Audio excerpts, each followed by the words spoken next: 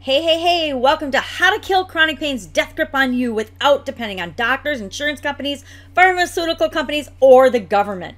Is that something you want to know about? How about the weird secret that allowed me to kick chronic pain to the curb in less than 30 days and how you can ethically knock it off and get your life back too? If you would have asked me last year if that was possible, I would have said, no freaking way. But guess what? It happened to me, and I'm going to share the story of what I did and how that happened and how that was possible for me, and it can be possible for you too. Just listen up. I want to make a quick disclaimer. You're not going to be pain-free overnight, especially if you do not do anything, if you don't change anything. And I know change is hard, people, but sometimes all we have to do is change our mind, and that's really, really easy. We can do that in an instant. At first, I just wanted to get some pain relief and be able to get out of the house and get out of bed and leave the house. I wanted to be a normal human being, and I was not feeling at all normal. I was feeling kind of like a hermitized, pain-ridden monster, and that was no way to live. I wanted to get my life back. I was in college when I first became chronically ill and began experiencing chronic pain. I just wanted to finish school. I wanted to get a job. I wanted to have a relationship. Only relationship I had, and the relationships I had, was with my parents who were taking care of me. My sisters, when they would come home from college and visit for a day here or a day there, they'd pop in and say hi and then go out and do their usual social life things. I wanted the white picket fence. I wanted a life. I wanted so much.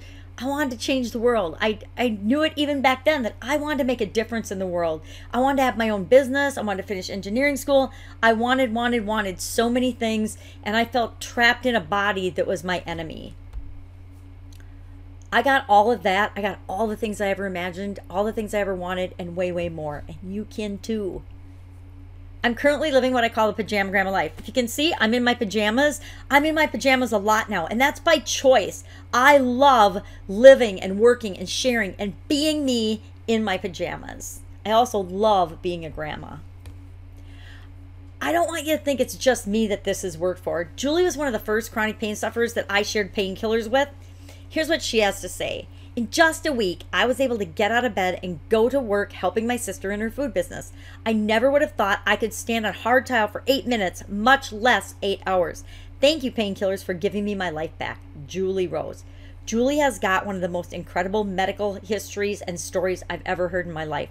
I used to think mine was a weird story, but when I heard hers, I was just amazed and so honored that she would be a part of my painkillers program because she has been through so much, and I knew that if it would work for her, it could work for anybody. So I want to ask you at the onset here to not use what I'm about to teach you and what I'm about to share with you for evil, because what I'm going to share is super duper powerful, and it can be used to make your life incredible and get your life back, but it can also be used for evil to maybe get back at or hurt some of the people that have maybe harmed you in the past. And I'm actually going to beg you to not do that, because I am one of those people that actually believes in karma and that what we put out in the world is what we get back. So I want to make sure that you, like me, are only ever putting out good, loving, kind things and using these powers to make your life incredible, exactly what it's always meant to be, to not hurt anyone else. So who is this for? What the heck, Sharon? You sound like you're pretty stoked about this. What the heck are you talking about, and who is this for? Well, if you've got chronic pain like me, this is for you. If you don't have chronic pain, but you think you might in the future, and the fact is 1.5 billion people, billion with a B, people have chronic pain right now and are suffering from chronic pain. The chances are, I mean, that's like 1 in 6 people on the planet have chronic pain. Chances are, if you don't have chronic pain, someone you know, love, or care about, or you perhaps will have chronic pain sometime in the future. So this is for you because you can find out how to make sure that that doesn't happen in your life. And if you are experiencing chronic pain, you can figure out what to do with it. And just as an aside, this is actually for anybody who wants to make sure that chronic pain is not a part of their life. Or if you know somebody that has chronic pain, this is the way that you can really help and be a benefit to them. I recently did a quick survey online of chronic pain patients and chronic pain people, and I asked, what's your biggest challenge with chronic pain? And one of the top 3 reasons that came up or challenges with chronic pain had to do with other people and relationships, either people not believing that the patient is in pain or is really hurt or has something wrong with them. And this included their medical care professionals, not just their friends and family or co-workers, but their doctors didn't believe that there was anything wrong with them. That to me is freaking frightening and unacceptable. But the fact that people not knowing how to deal with people that have chronic pain is a huge issue, and it's like one of the #1 challenges for those of us with chronic pain. So if you know somebody that's got chronic pain, you owe it to yourself and you owe it to them to know what to do to really, really help them. So what the heck is painkillers, and do I really need one for my life? Of course, I'm going to say, heck yeah! This is a couple of pictures of me. The one on the left is a reenactment, not the real event, although there is video of it, I've been told, but I haven't ever watched it, of my sudden cardiac arrest. In 2010, I had a sudden cardiac arrest and died. So if you think that chronic pain just magically disappears and your health challenges and your life challenges go away, they don't. It's called life. We're here to experience all the ups and all the downs because that's what makes life fun. Now, the picture on the right is me last Halloween dressed up as a fairy godmother because I have been so blessed and so fortunate in my life, in spite of chronic pain and chronic illness, that I wanted to bless other people and share wishes and grant wishes for them. And that's what painkillers has allowed me to do. So I guess it just boils down to, do you want to kill your chronic pain? Do you want to start living the life of your dreams? Here's my why. Here's why I wanted to kill my chronic pain. And they happened after I made the decision to kill my chronic pain, because I am going to share in a minute with you my story and why this is so important to me. But these 4 human beings are my current why. And actually it looks like there's 6, but there's really only 4, because the kids snowboarding, that was my daughter and my son-in-law's wedding, and on Big Sky in Montana, they got married and then snowboarded down the mountain, which was freaking awesome. And if I had let chronic pain get to me, they wouldn't exist. That beautiful little girl, my granddaughter, my son's daughter, would not exist. But I guess that's the reason. So my goal for this web class is to show and prove to you that the only way you can get your life back is through killing your chronic pain. And the only way to kill your chronic pain is through painkillers. Just for staying to the end of this webinar, I want to make sure that you get a free gift. I want to make sure everybody who listens to my voice has an opportunity to begin killing their chronic pain. So I'm going to, just for you staying to the end of my little presentation, my end of my little web class, I'm going to give you the Painkillers Energy Shot. I just call it the Painkillers Energy Shot because I guarantee it will help anyone that goes to the link and follows it to reduce your chronic pain. Everybody. I've never had anyone that it didn't work for. And you'll get the link at the end just by staying to the end. I want to ask you to take the few minutes aside and dedicate them to yourselves. I want you to pay attention. Shut the door. Put your phone in the other room. Unless you're watching me on the phone, then please don't put the phone in the other room. Continue to listen to and watch me. But give multitasking a rest. I like to think I'm the queen of multitasking because as a mom and a grandma and everything else and a business owner, a multiple business owner, I was always multitasking, which is probably part of why I had the sudden cardiac arrest, let's be honest. But I know that if there's something I want to learn and something I really want to absorb, I've got to give it my undivided attention. And I think you owe it to yourself to pay attention. If you've got chronic pain, you owe it to yourself to get absolutely everything you can out of this free web class so that you can begin killing your chronic pain and taking back your life. So who the heck am I and why should you listen to me? As I said, my name is Horne-Ellstrom. I've been going as the Pajama Grandma since the beginning of this year. And actually, it's a funny story I won't share because it's kind of boring, but funny to me. But I am the Pajama Grandma. I spend a lot of time in my pajamas now because I've gone from running my businesses offline, traditional brick and mortar businesses, to creating and running my businesses online, which has given me a lot more freedom to stay in my pajamas as long as I want. In the beginning of this year, I realized I was spending a lot of time every day in my pajamas because I would get up, come into my home office, hop on the computer and start doing my thing, talking to people, coaching people, sharing things about chronic pain and about other businesses that I'm doing online and other teams I'm a part of. And I was like in my pajamas the better part of the day. And so as somebody was talking to me about branding and the importance of being yourself, I decided, because I am the Pajama Grandma, and I can help a lot more people be like me than anything else. And that is what gives me excitement and curiosity and juice and energizes me, is helping other people to live the life that they deserve, knowing that they can, no matter what their circumstance. So over the years, 37 years, I've had chronic pain, and I've actually been thriving in spite of chronic pain and illness. And again, it's not like I don't have chronic pain anymore. I still do. I mean, yesterday I had a killer migraine, but I still got up and I showed up and I made videos and I shared content and I delivered great value to my coaching students, because that's what I'm here for. I am here to help as many people to live the best life that they possibly can. And over the years, I've learned that from the amazing coaches and mentors that I've had. Over the past 40 years, I've had incredible coaches and mentors. I started listening to Tony Robbins when Tony Robbins started doing his thing. I actually probably started, and if I pinpoint it and really think hard about it, it was probably the very first time I found myself in the hospital. And there was no internet back then, so I was listening to late night infomercials, and I believe that's probably when I was first introduced to Tony Robbins. I've had personal development coaches, health coaches, nutrition coaches, pain coaches, physical therapists, doctors, lawyers, experts in all areas of life, in business and in personal life. And my favorite has always been personal development. And I will say my health, although it's been a key screaming indicator in my life, I spent a lot of time ignoring it.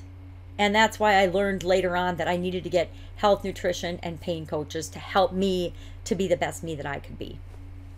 I am a math nerd and engineer by training, and so I figured out the other day that I've spent at least 19,347 hours, and always counting, studying chronic pain, experimenting on myself, discovering what works versus what is complete and utter and total BS.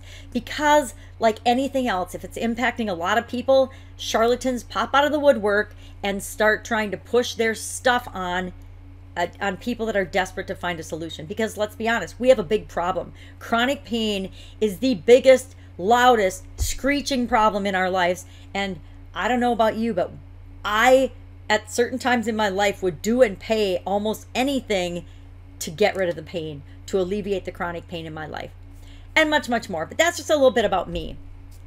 So I want to give you a little background on why I'm so impassioned about chronic pain, and why, although I ignored it and I tried to do other things online first, I keep being drawn back and pulled into the chronic pain arena. And it stems from the fact that I've been dealing with it my entire life, my entire adult life, and I now find myself in a household with 3 other adult 20-somethings that are experiencing chronic pain. And I think that was the straw that broke my camel's back in terms of silence and pretending that it didn't exist anymore. Because like a lot of people, and this may or may not be you, I have spent the vast majority of the last 37 years not intentionally hiding, but hiding my chronic pain. And it's not because I was ashamed of it, but I didn't want to be judged by other people based on one part of who I was. I didn't want them to expect less of me, or me to expect less of myself, because I happen to experience chronic pain and have chronic illnesses and chronic pain in my life. I wanted to be seen for who I am and what I bring to the table in my corporate career, in my businesses, in anything that I was ever involved in. I didn't want that to be what defined me. And ever since I was a kid, I don't know where it came from, but from a young age, I never wanted to be seen as just average or normal. And that's just me. And now, once I got chronic pain, I was praying to be normal. I was praying to be average. I was praying to just not have to put up with the chronic illness and the chronic pain. But that, that's common to a lot of us. So many of us experience so many of the same things, and we think that we're all alone, but we're really not. There's 1.5 billion of us, for goodness sakes. So my story began when I was actually in college. And if I'm being honest, I was sick a lot as a kid. I always had infections or accidents because I was pretty much a tomboy. And so I was always getting into mischief. If you can imagine that. Me mischievous? No. Yeah, I was really mischievous. So, I mean, it started probably when I was 2. I fell over a trike and ripped open my mouth. Thus the crooked smile, which I still haven't gotten used to. I probably never will. But so, even though I say that my journey began when I was about to tell you that story, it really was my whole life. I spent my whole life with dental, little infections, tonsillitis, laryngitis. I talked like a rusty gate hinge for my whole youth, which is part of why I do not sing. I'm probably one of the only mothers that the kids, as soon as they could talk or hold their hand up, would put their hand over my mouth to prevent me from singing to them. So let's go back a little further, but up a little further. When I was 21 years old and going to college, my sister and I had gone to the same college for a year, and we somehow hatched this plan that we were just going to take the summer off and not have summer jobs, because I hadn't lined up a summer job. This is the first year in like forever that I hadn't lined up a summer job for myself to work for the summer. So we decided, we were college girls, we had money saved up, we were going to take the summer off. And, my dad was paying for college. We were just trying to earn money for, incidentals and to have some spending money at college, because everybody, girls especially, like to have spending money, right? So we decided we were going to lay by the pool and get killer tans for the summer. And that lasted like 1 week. And my dad came home on a Friday afternoon, watched us, walked over by the pool and said, "Girls, pack your bags, pack your mom's car. You're reporting to work Monday afternoon at 1 o'clock in Valley, Nebraska." We freaked out a little bit because neither of us had even heard of Valley, Nebraska, much less were we wanting to go there to work for the summer, because we had this, leisurely summer all planned out. My dad had actually put a swimming pool in when we were, I don't know, I think I was probably 10 or 11. He decided that we needed a swimming pool. He bought a hobby farm that we lived on, and we moved out there when I was 8. And he decided that we needed a swimming pool because he traveled a lot for his work and his career. And so he was gone a lot. And he wanted to make it easier on my mom. So he thought, well, if I put in a swimming pool, then my mom will always know where the girls are, and I'll always know where the girls are, and I won't have to worry so much when I'm traveling, which was really, really a smart strategy, because we were always home and everybody was always at our house. Grew up in a really small town, and half the kids in the town were at our house all summer long because we were hanging out and swimming and having fun. And I have one of those awesome moms that everybody loves and wishes was their mom, so she made it wonderful for us. But we went in and tried to whine to my wonderful mom a little bit, and she basically said, "Girls, I'm on your dad's side here. I've got 4 of you in college. Y'all need to work in the summer," which only made sense. So we packed the car, we drove out to Valley, Nebraska, and it turns out to be one of the best experiences of our lives, because it taught us to be independent. It taught us we had to go out and find a place to live. We had to meet all new friends, make our way out in the world instead of, laying off and taking the summer off. And so we had an awesome, fun summer. But toward the end of the summer, right around Labor Day, I got really, really sick. I still to this day, and we still to this day, and all the specialists don't know exactly what triggered or caused me to get sick, but I ended up in the hospital in Omaha, Nebraska. I was there for a couple of weeks over, I remember watching Princess Di and Prince Charles' wedding, and that's how long ago this was. So this was pre-internet, pre-anything. And, I was scared, alone. I was far from home. Wisconsin and Nebraska are pretty far away. It's not like my parents could come out and visit us. And my sister was working still, so she and my friends from work would come and see me in the morning, but they had to work second shift. So I was pretty much alone the vast majority of time. A nurse would pop in once in a while, but I was scared. I didn't know what was going on. The doctors didn't know what was going on. They were doing all kinds of tests and prodding and poking and lots of really uncomfortable stuff that I had never experienced before to try to figure out what was wrong with me. And back then I was losing the vision in both my eyes. I had kidney malfunction and kidney failure type things going on, and I had inflammation and arthritis type symptoms, which I later knew were as arthritis type symptoms. I just knew I hurt all over my body and could barely move or walk. But all this was going on. It was like this perfect storm of heaven knows whatness in my life back then. Well, they drugged me up and they got me better enough to get out of the hospital and go home. But that was the beginning of my journey with chronic illness and chronic pain. And over the next several years, I had escalating issues in my eyes, my kidney, arthritis. I was looking like I was going blind. I was losing the vision in my eyes. And I spent a lot of time not being able to see. I was getting shots in my eyes. I was getting all kinds of treatments, and nothing was really working. My dad was actually having the people that he worked with investigate creating a Braille computer for me, because back then no such thing existed, and it looked like I was going to need it. And my dad was always looking for ways to keep me moving forward even though I was in a really bad place. And I like to call my chronic pain and chronic illness a journey or a dance, because that is the only thing that's helped me get through some of the really, really dark times that I've had on this journey, because a lot of times it doesn't feel like a dance, and I sure as hell wasn't dancing for the majority of this, especially at this time. I was in my early 20s. I'd spent years seeing specialists and getting tested, and they could not come up with a diagnosis. I was a drugged up mess. I had no friends. I had no life. I was alone almost all the time. I mean, my mom and dad would pop in on me.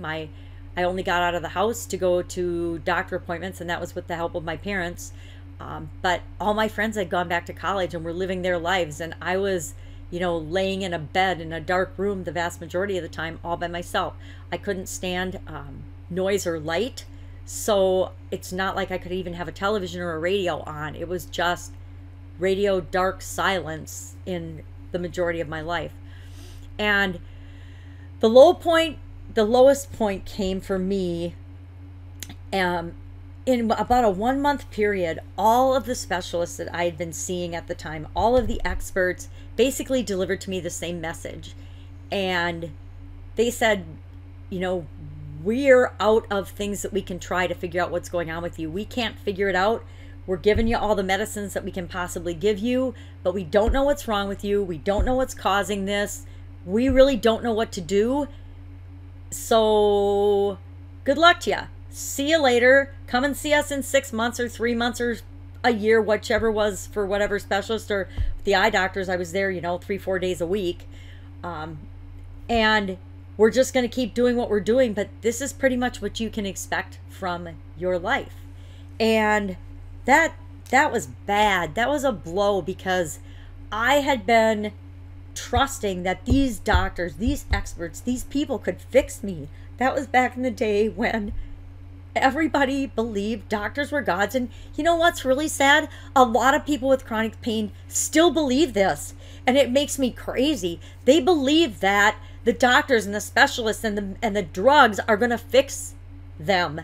And that breaks my heart, because I've been there. I know that for a lot of us, we're never going to get fixed by the establishment. It's going to be up to us to fix ourselves. So I'm laying in bed, and I remembered something my dad taught me. And later, when I was in corporate America, obviously I've recovered from this, but as I was in corporate America, I renamed this the PSDM, because I was a nerd and an engineer and a quality director and vice president. So I had to make up weird names to things. So I called it problem solving decision making, the PSDM system. And I taught it to everybody I ever worked with. And all it is something my dad taught us when we were girls to help us make decisions. You take a piece of paper, you fold it in half, you put a plus on one side and a minus on the other, and then whatever decision you have to make, you list all the reasons to do something, all the reasons not to do something. And it makes making decisions really quick, really easy, and really clear. Even the simplest to the most difficult decisions become really easy when you write them down and make them clear. I actually used this when I married my husband, and when I decided if I was going to marry my husband or not. And I thought I'd thrown it away, but I didn't. And he found it, and he was super duper pissed. And I'm like, but I married ya, so what are you mad about? There's more pluses than minuses, right? But he didn't like some of the minuses. So the truth is, we're divorced now, so maybe I should have built those minuses up a little more, because the fact is, we always know what we know when we know it, but we don't always listen to it. At least that's my experience. So problem solving decision making. If you have to make a decision, this is an awesome tool for anybody. It works on kids. It works on engineers in corporate America. It works on other vice presidents and executive teams in corporate America. It works in small businesses. It works in big businesses. So use this. Use this to decide whether you should take a medication or not. Use this whether you decide if you should get surgery or not. Use this if you decide you should go on an excursion or a vacation or to a graduation party or not. Use it to pick the restaurant you want to go to. Use it for whatever. I used it to get my ass out of bed. Sorry to be so graphic, but that's what I use this for.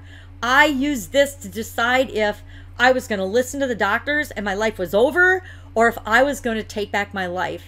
And the minute, almost the next morning from me deciding this, And I actually remember when I decided this, when I made the decision to say, no effing way, doctors, this is not going to be my life.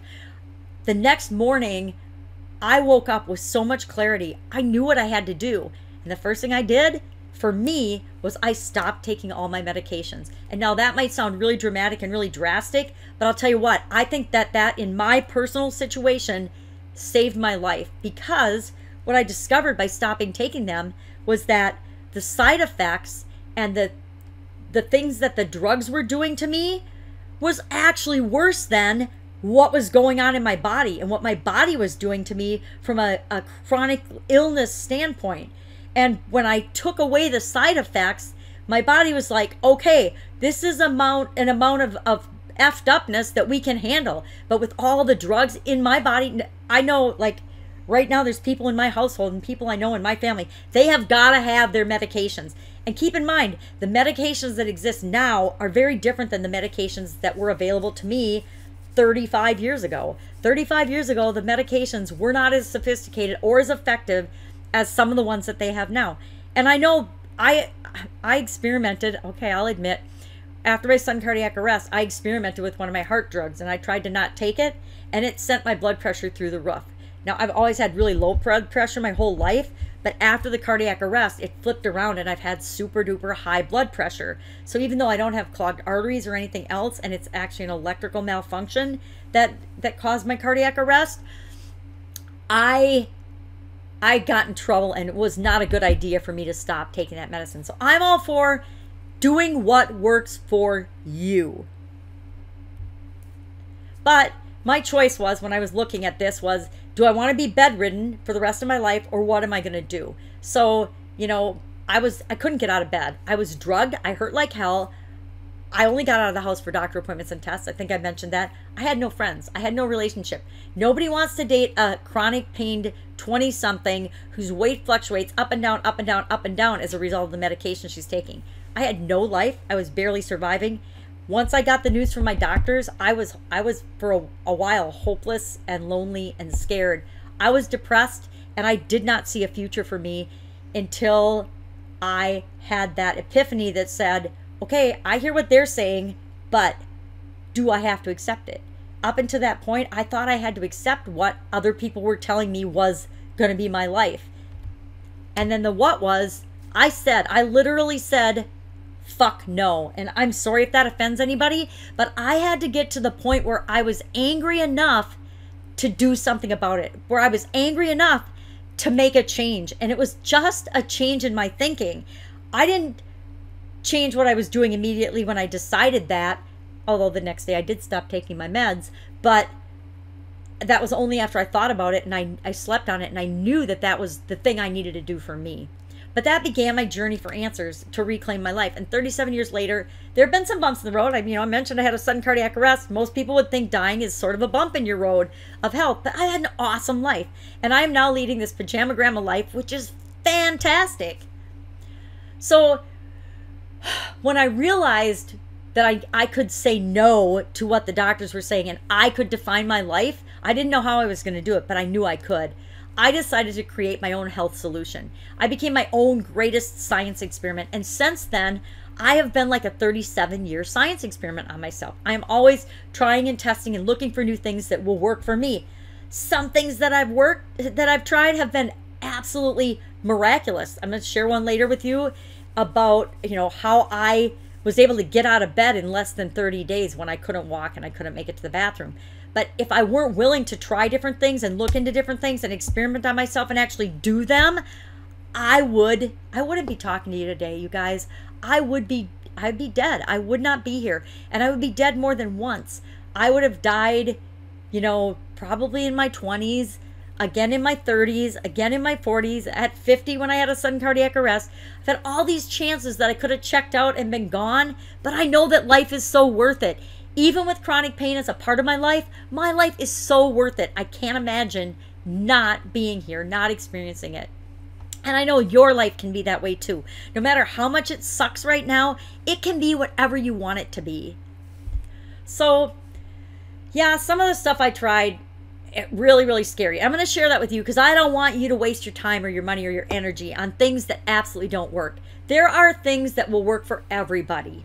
There are things that will work for some people but totally won't work for other people. There's things I do and I've tried that work more, wonderfully for me, but would have no effect on you and your chronic pain and on your life, because we're all different. We're all unique. We're all special, and we need to figure out what it is that works for each and every one of us. The secret to having a successful, profitable, healthy life was taking back my life and my personal power. If I have to sum it up in one sentence, that's it. I took back my power. I took back my life. I took back that I could do, be, and have anything I wanted, and it was only up to me. It wasn't up to my mom. It wasn't up to my dad. It wasn't up to the doctors and experts that saw me, because they really had no power to impact me. They could steer me and lead me and give me some prescriptions and things that they thought would help, but they really never had the knowledge of what's inside me and what I'm capable of. And each and every one of us are capable of infinite possibilities.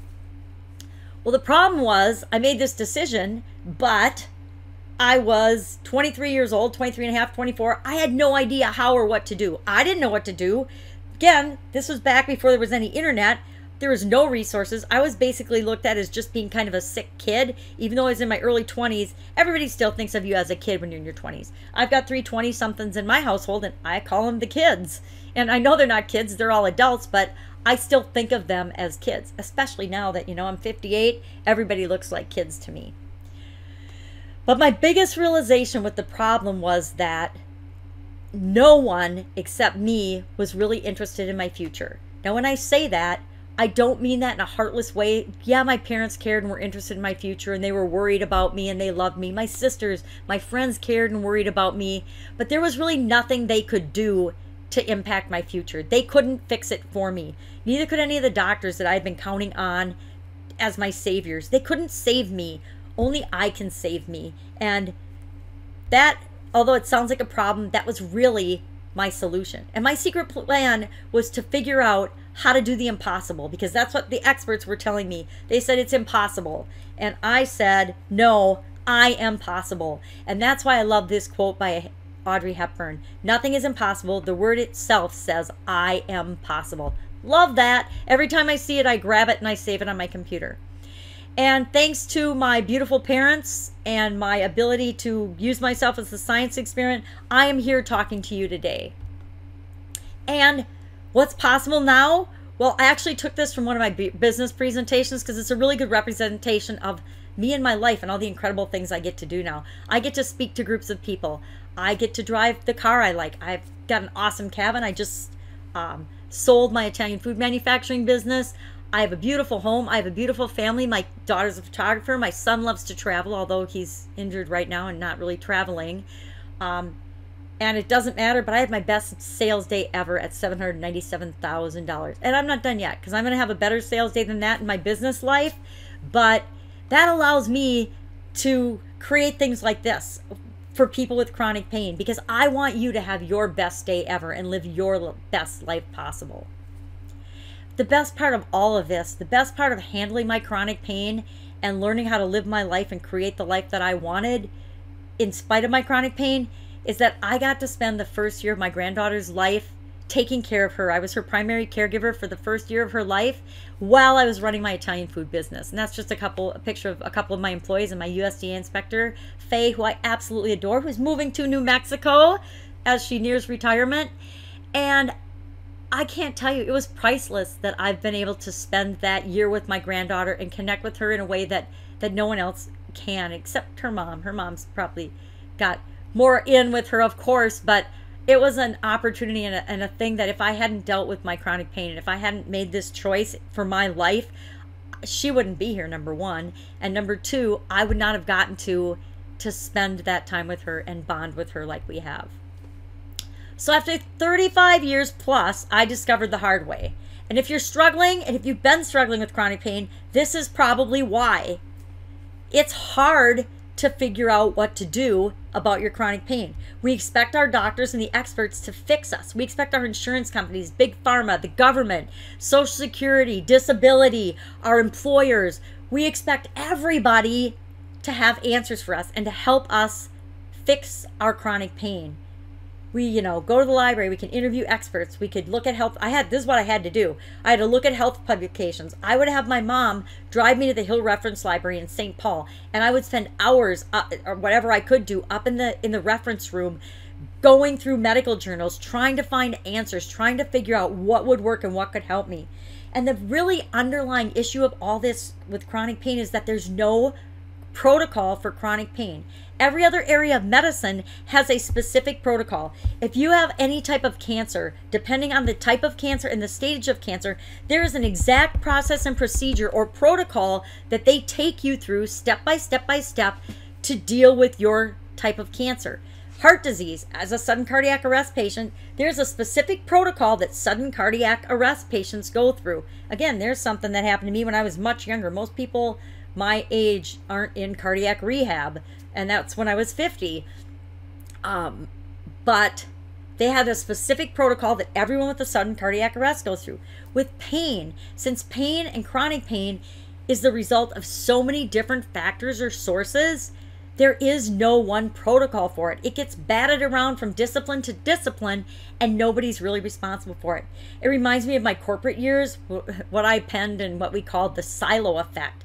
Because as a quality vice president or a quality executive, my job was to analyze processes and procedures and systems across the entire organization, how different departments and functions work together.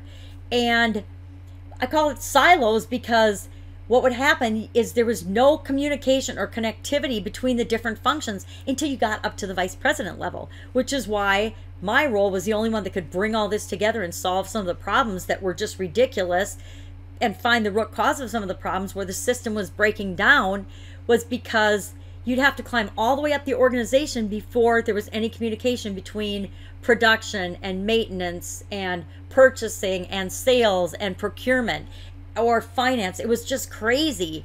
And so I called that silos. And the same thing exists today in the medical industry. Each different specialty has its functionality, but there's no real coordinated effort to bring all of the disciplines together to deal with chronic pain and to create a protocol so that, hey, so-and-so has got chronic pain due to this. This is the exact protocol we're going to take them through to help them manage and deal with their chronic pain. And so since one didn't exist, I created it. And nobody's responsible. Insurance companies have their own agenda. Big Pharma has their own agenda. The government agencies and politics and politicians, they all have their own agenda. And their agenda does not include you and your personal health, your personal challenges, what's going on with you. Excuse me while I take an itchy throat drink. So I calculated, so far, I have personally spent $937,444 in studying chronic pain, figuring out chronic pain, working on my health, and 37 years with 19,347 hours and always counting to do this the hard way. And I had to figure it all out on my own because there wasn't anybody out there to help me figure it out for me. Nobody else. They love you. People love us, but they don't care. They can only deal with their own situation and their own problems. We can only ever fix ourselves. And so that, for me, was the biggest aha of all. So I'm going to build a personal painkillers protocol. That's what I call it. It's actually a perfect health protocol because anybody can use it to guarantee and make sure that they have perfect health. But nobody wants a perfect health protocol. We're in chronic pain. We want our pain killed. We want a painkillers protocol. So for one lucky chronic pain sufferer, in about 15 minutes, I'm going to share with you. She's going to get on the line with me, and we're going to talk about her pain situation and the system and the protocol we've put together for her to kill her chronic pain and help her reclaim her life. Would that be good? Is that something that you can see yourself benefiting from? If so, stay tuned. So I want to share with you the 3 secrets of painkillers. Secret number 1, painkillers protocol, I call this. How to sever or kill chronic pain's death grip on your life in as little as 7 minutes a day without breaking a sweat.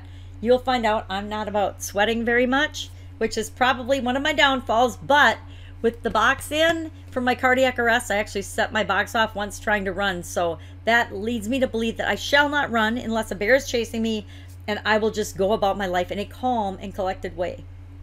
Secret number 2, Painkillers Emergency RX, how to use painkillers to kick your chronic pain to the curb in 30 days or less, even if the experts said it can't be done. I have done this more than once, and I did it again last summer, and I want to share that story with you. Secret number 3, Painkillers Assassinations, how to get the exact same doctors, insurance and pharmaceutical companies, and that includes pharmacies, who are currently only out for themselves to give you what you need to kill chronic pain.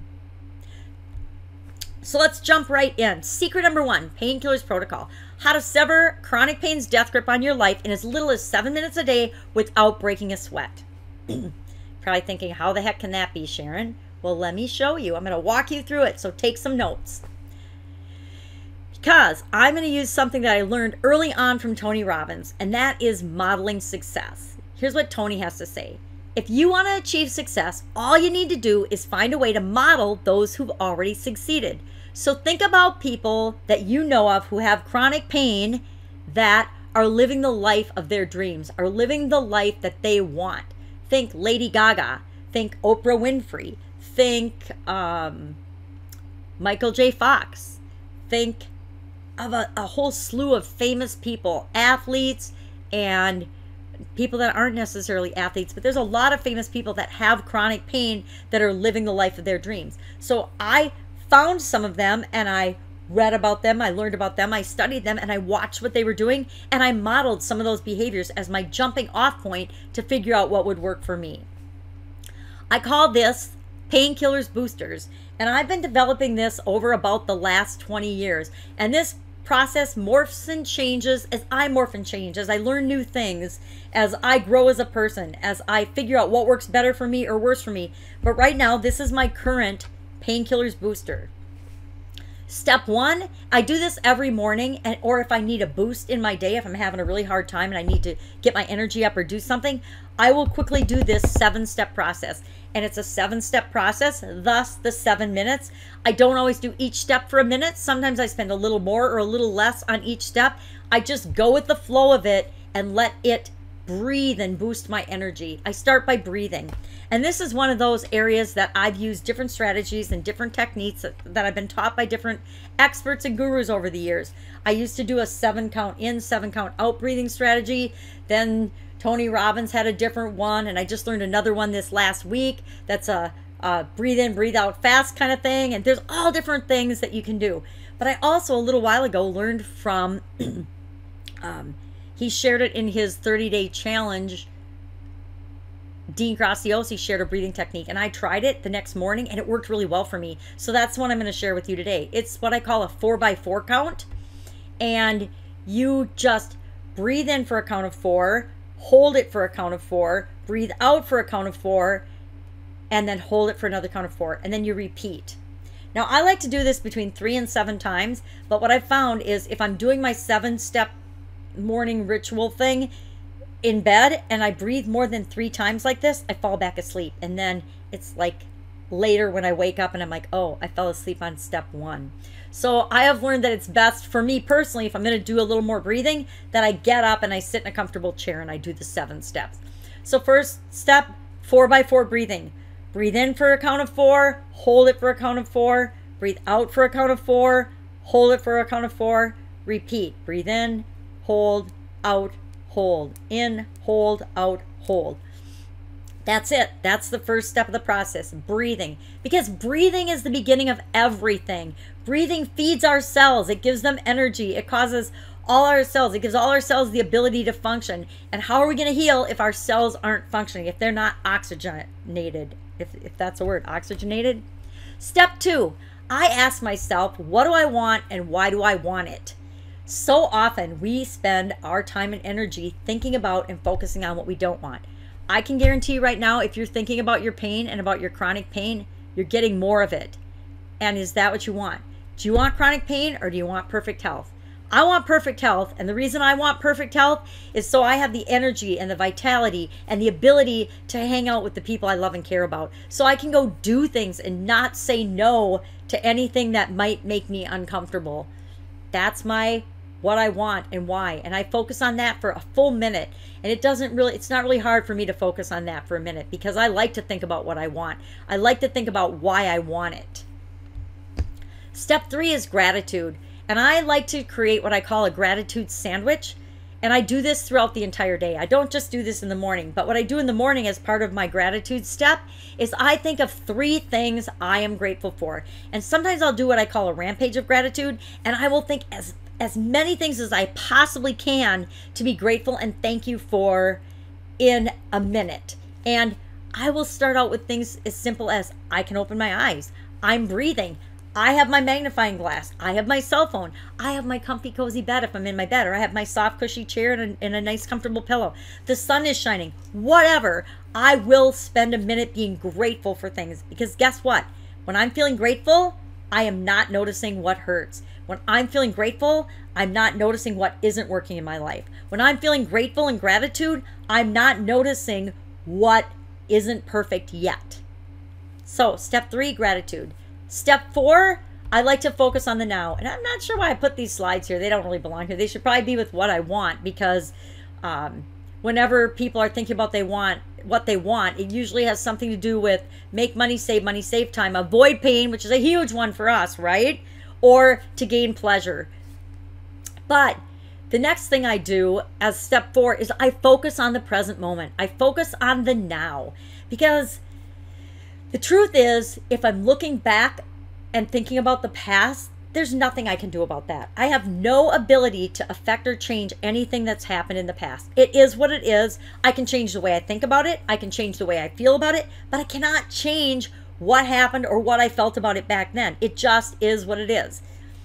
I could spend time worrying about the future, but there's no point of that. I, for one, know that you can be gone in an instant. You can be dead in an instant, and worrying about your future now is just stealing the juice of your life, the juice of the present moment. And there's nothing you can do about it. I mean, the only time we can act, the only time we can do anything about anything is right now in this present moment. So I bring myself to the present moments. I focus on what I'm thinking, what I'm feeling now. And I'll go back to the breathing, or I will count, or I will do whatever I can to focus on what's around me right now. What is right now in my body? What feels awesome? Instead of focusing on what hurts, I focus on what feels awesome in my body. Pretty much my ears and my feet don't hurt usually. I mean, sometimes my ankles and my toes do, but my feet as a whole, the bottoms of my feet, pretty much never hurt. So I can always focus on them and appreciate them. I can always focus on my ears. My ears almost never hurt. So step 4, focus on the now. Step 5, I visualize. I see my day going absolutely perfectly, and I imagine it with all my senses. Sight, sound, hearing, smell, taste, touch. All of my senses I bring into imagining and visualizing my perfect day. One of my friends and mentors, Jim Edwards, is a terrific marketing genius, and he taught me years ago about creating something called a Power Vision movie. And what he does, and what he taught us to do, was create your perfect day as if it's a movie, and then you're obviously the hero and the main character of your own movie, and that gets you into the feeling place and the experiential place of actually being a part of that vision. That was one of the most powerful visioning tools and strategies that I've ever learned, and I wanted to make sure I shared that with you. So step 5, visualize your perfect day. Step 6, act. Now, some of us, me included, are like kind of chaotic and schizophrenic and don't have any problem taking action. Now, the thing is, we're not necessarily taking the right action. I'm great about taking action, but I'm not always 100% good at or perfect at picking the right action that I should take.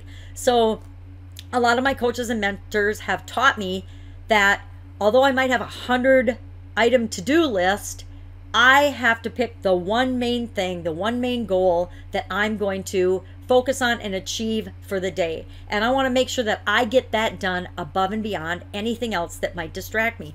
So if I'm thinking about the one thing and I'm focusing on the one thing I have to get done today, I don't get distracted by email. I don't get distracted by my pain. I don't get distracted by whatever might happen in my life or around me for the most part. And I focus on the one thing.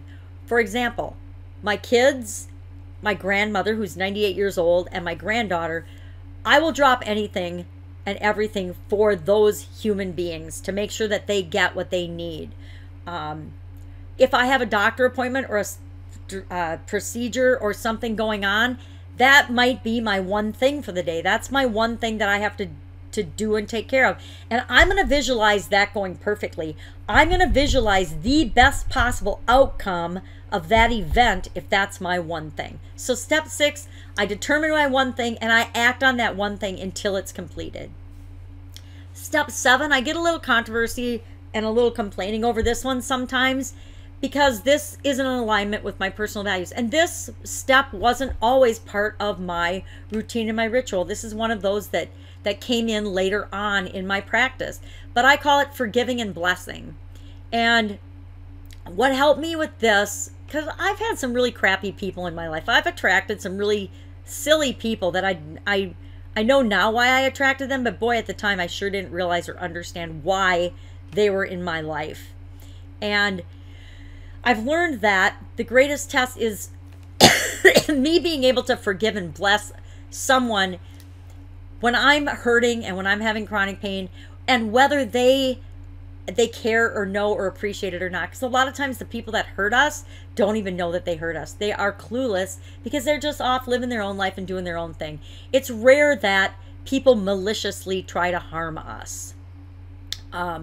Usually it's just because people are out for themselves and are always doing what's in their own best interest. And sometimes what's in their best interest hurts us inadvertently, and sometimes it's on purpose. I've had people hurt me on purpose, and I forgive them anyway, because I'm not forgiving them for them. I'm forgiving them for me, because I'm forgiving myself for attracting them in the first place, or for falling for whatever story or tale that they might have been telling me. I'm forgiving myself for not knowing what I didn't know at the time, and blessing myself to know what I know now. And by blessing, I think I mentioned earlier, I believe in karma. I believe in putting good into the world. And so every day I start my day by sending blessings to all living life forms on this planet. I don't know if it makes a difference or not, but I like to think that the people that I send blessings and love and light to receive those blessings.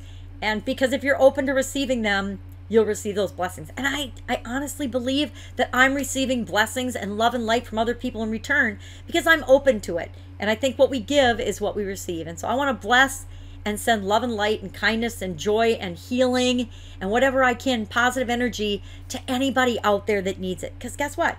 Energy is infinite. I can let as much of it as I want flow through me, and it never subtracts from me.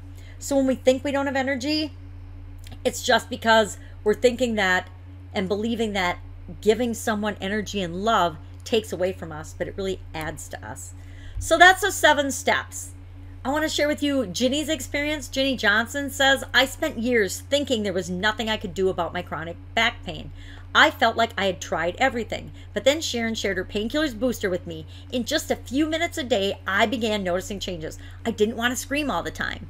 Ginny was injured in a car accident and had back pain, and when I taught her this simple 7-step protocol, she started using it every morning, and within weeks she was up and about and walking around because she had a lot of stuff that this process and protocol helped her to work through that diminished her chronic pain. So who does this work for? Chronic pain sufferers, chronic illness patients, people involved in an accident, people injured on the job, anybody in chronic pain. And chronic pain is defined not by me, but by the medical industry or the establishment or somebody, whoever made it up, says that any pain that you've had or endured for 3 months or longer is considered chronic. Now, some of us have had pain for years and decades, so that's definitely chronic. So who wants to know my favorite place to find the best chronic pain killing strategies? Well, the internet and social media has changed absolutely everything. Everything for me. Remember, I used to have to go to the library. I don't know, probably there's people listening to me right now that have never been to a library. They exist. Libraries exist. They still exist. But now there's your health. You know, you had to depend on your healthcare provider. You had to depend on what the experts were telling you back when I first got sick. But now there's so many things that you can find. There's so much information out there. The problem isn't not enough information. The problem is actually nowadays way too much information. But my favorite place to find information, actually my favorite place is within me. And within you is always going to be the best place to get the information of what's right for or what's important or what works for you. But Google and YouTube, I don't think there's hardly anything you can't or like type sites, Google or any other search engine, YouTube or any other video type thing. Anytime I want to learn how to do something now or want to know how to do something quickly, I will put a search term in YouTube and it will show me hundreds, if not millions of videos, not just articles. You can find articles too if you want to read them, but with my eyes, it's sort of a challenge. So I've been going for videos lately, but I can watch a video that will teach me how to do just about anything. Now, as a kind of low-tech person, for an engineer, I'm pretty low-tech when it comes to things like computer and internet related, but I can look up and find a video or an article on how to do anything imaginable. And I can find about 12 different sources that will tell me 12 different ways to do anything possible. And a lot of them will be conflicting information. Think of if you've ever looked up any dieting information. Talk about a way to make yourself schizophrenic. The dieting information and the nutrition information out on the internet alone is enough to make you crazy because it's so ridiculous. There's so many fad things. There's so many things that are just made up. There's so many things that are factual, but you don't even know they're factual because they're buried in with all the other nonsense. But the internet has become, my best friend in terms of being able to find information that will help me to feel better. And my journey isn't over. I am still always looking for it. Last week I was at a conference and I met 6 people that introduced me to 6 different things that I've never tried before. Thousands and thousands of new things are being developed every year to help those of us with chronic pain. Some of them work, some of them don't. And if I can meet people that can tell me about and shortcut the process of me looking for and experimenting on myself, I am all for that. So your painkillers booster, I'm going to tell you, just do this. I challenge you to try this for 3 days. 3 days. And then if it doesn't work for you, I want you to message me directly and let me know it doesn't work for you. And we'll talk through and I will coach you one-on-one and we will figure out how to make this work for you, what you need to do to tweak it and change it, because we're all in a different place. Like I said, sometimes I do these 7 things in a different order. Sometimes I leave something out. I mean, some days I'm not feeling like forgiving somebody for something and that's usually when I do it because I need it the most. But it's just an example of there's no rule. There's no way you have to do it. Make it your own, but just do it. Again, secret number 1, how to sever chronic pain's death grip on your life in as little as 7 minutes a day without breaking a sweat. Do this morning protocol. It will change your life. So now you know how to sever chronic pain's death grip. You know how to do it. And I don't know about you, but I haven't sweated and I'm talking and my arms are flailing, but this will not make you sweat. It might actually put you to sleep sometimes. So again, if you have to, sit up and do it. So let's hop right into secret number 2, painkillers prescription. How to use painkillers to kick your chronic pain to the curb in 30 days or less, even if experts said it can't be done. Now, I mentioned that all the experts in my 20s said that I was pretty much screwed and I would be suffering and bedridden for the rest of my life. And that's happened to me more than once in my life. I've had dozens and dozens of eye doctors tell me I would be completely blind. Now, I'm pretty much blind in my left eye. I don't see very good out of my right, but I do see, and I'm not blind, damn it. I can still see. I still get things done. I can still type on the computer. My son revolutionized my life this week by showing me how to hook my laptop and my smaller computers up to a giant big screen TV. It's like a 65-inch TV. So I can actually sit in a comfortable chair with a keyboard, a wireless keyboard on my lap, and I can see the screen to my computer without having to use my magnifying glass. You guys, that rocked my world. I am so excited about that. I can't believe it. Now, I'm sitting here on my laptop doing this, but I probably won't be doing this in the next week or so. I'm going to be on that big screen TV talking to you and sharing this with you because I just had my world opened up in terms of what's possible. 58 years old, and I'm still every day finding something new that helps me to live the life that I want to live. So I want to share a little bit about what happened to me last summer and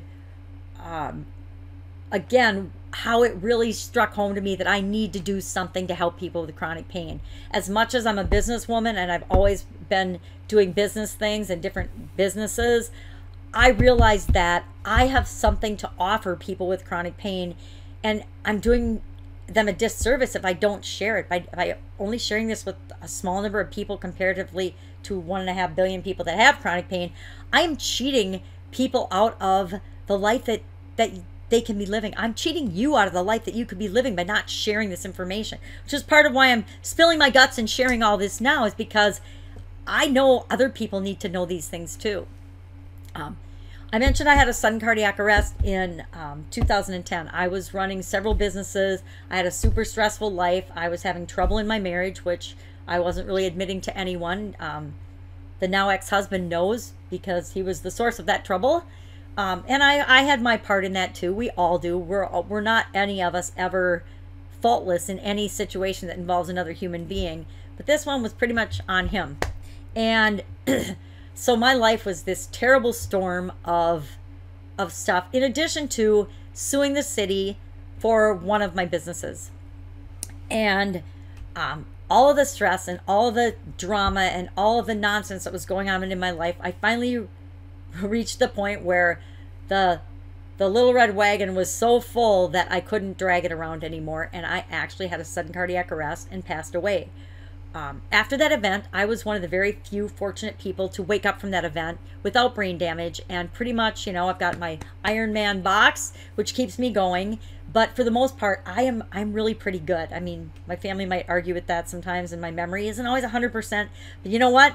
It is so awesome that I would never complain about it.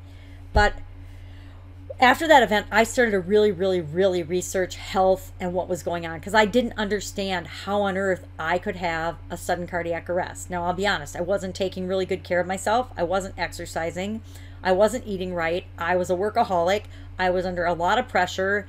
I was not taking care of myself. And for somebody with chronic pain, you know, you got to take care of yourself all along. And I had gotten really lackadaisical about that, and I wasn't.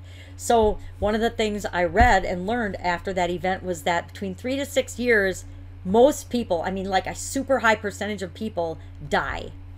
And I decided I wasn't going to die.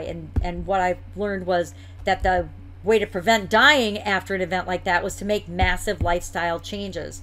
So I decided what was the most massive lifestyle change I could make in the direction of my health. And I decided that I was going to exercise every day for a year, because I modeled people like Tony Robbins taught me. I looked around and people that were really healthy exercised a lot, exercised well. And I figured if they exercised, you know, 3 to 5 times a week, well, then I should exercise every day for a year so I could catch up on all the time I missed in the last 20 years running businesses and raising my family and not exercising. Now, of course, I told my friends and family this because I wanted their support. And little did I know that I was opening myself up for a can of whoop ass, because of course everyone told me it can't be done. It's impossible. You're setting yourself up for failure. Kind of like when I opened my business or whenever I went on a diet in the past. Oh, you're looking too skinny. You know, people don't mean to sabotage and undermine you. Their heart's in the right place. They just want to see you happy. But they also don't want to see you succeed at stuff sometimes, because then it shows them what's possible for them. I've learned that. And as hard as that is to admit, people often don't share in your success because you've now shown them what's possible for them. Because especially the people you know and love and are really close to, they look at you and they say, well, damn, if my sister could do it, that means I could probably do it. If my spouse can do it, you know, I'm smarter than he is. I can probably do it. And that's really hard for a lot of us to admit and acknowledge and live with sometimes.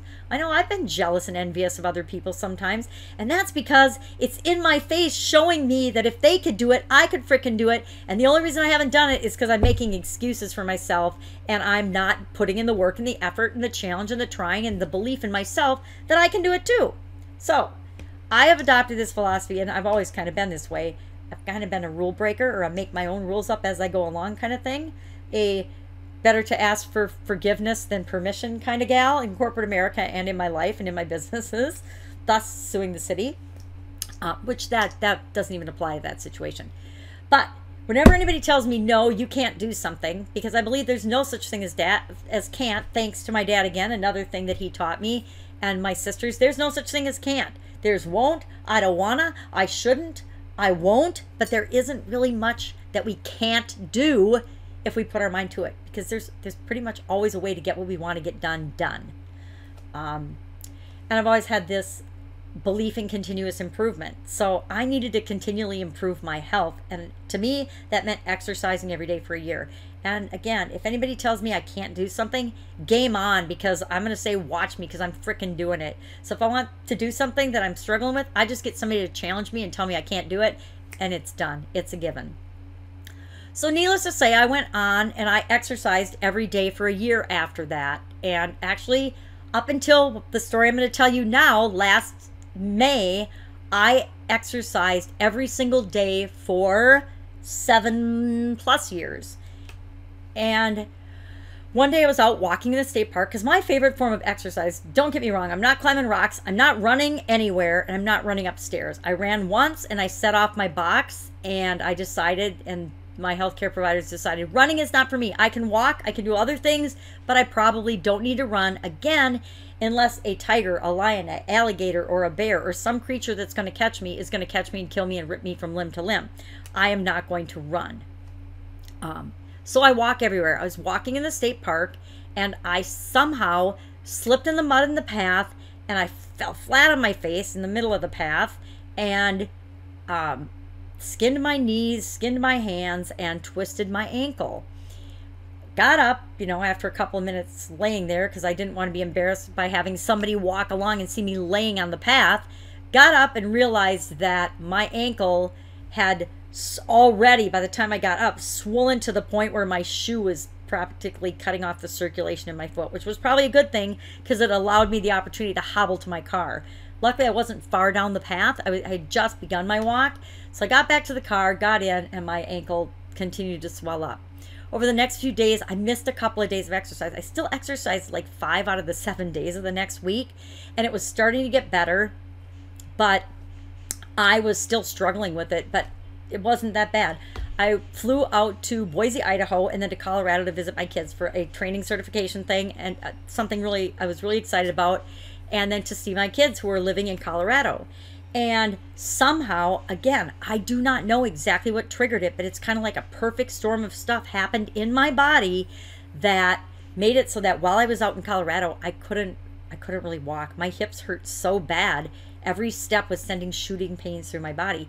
I remember sitting in the airport wiping tears off my cheek because it hurt so bad to sit to get on the airplane to fly home. And I kept telling myself, oh, when I get home, it's just the pressure changes and the difference in the altitude from where I live. When I get home, I'll fly home, I'll go to bed, and I'll feel awesome.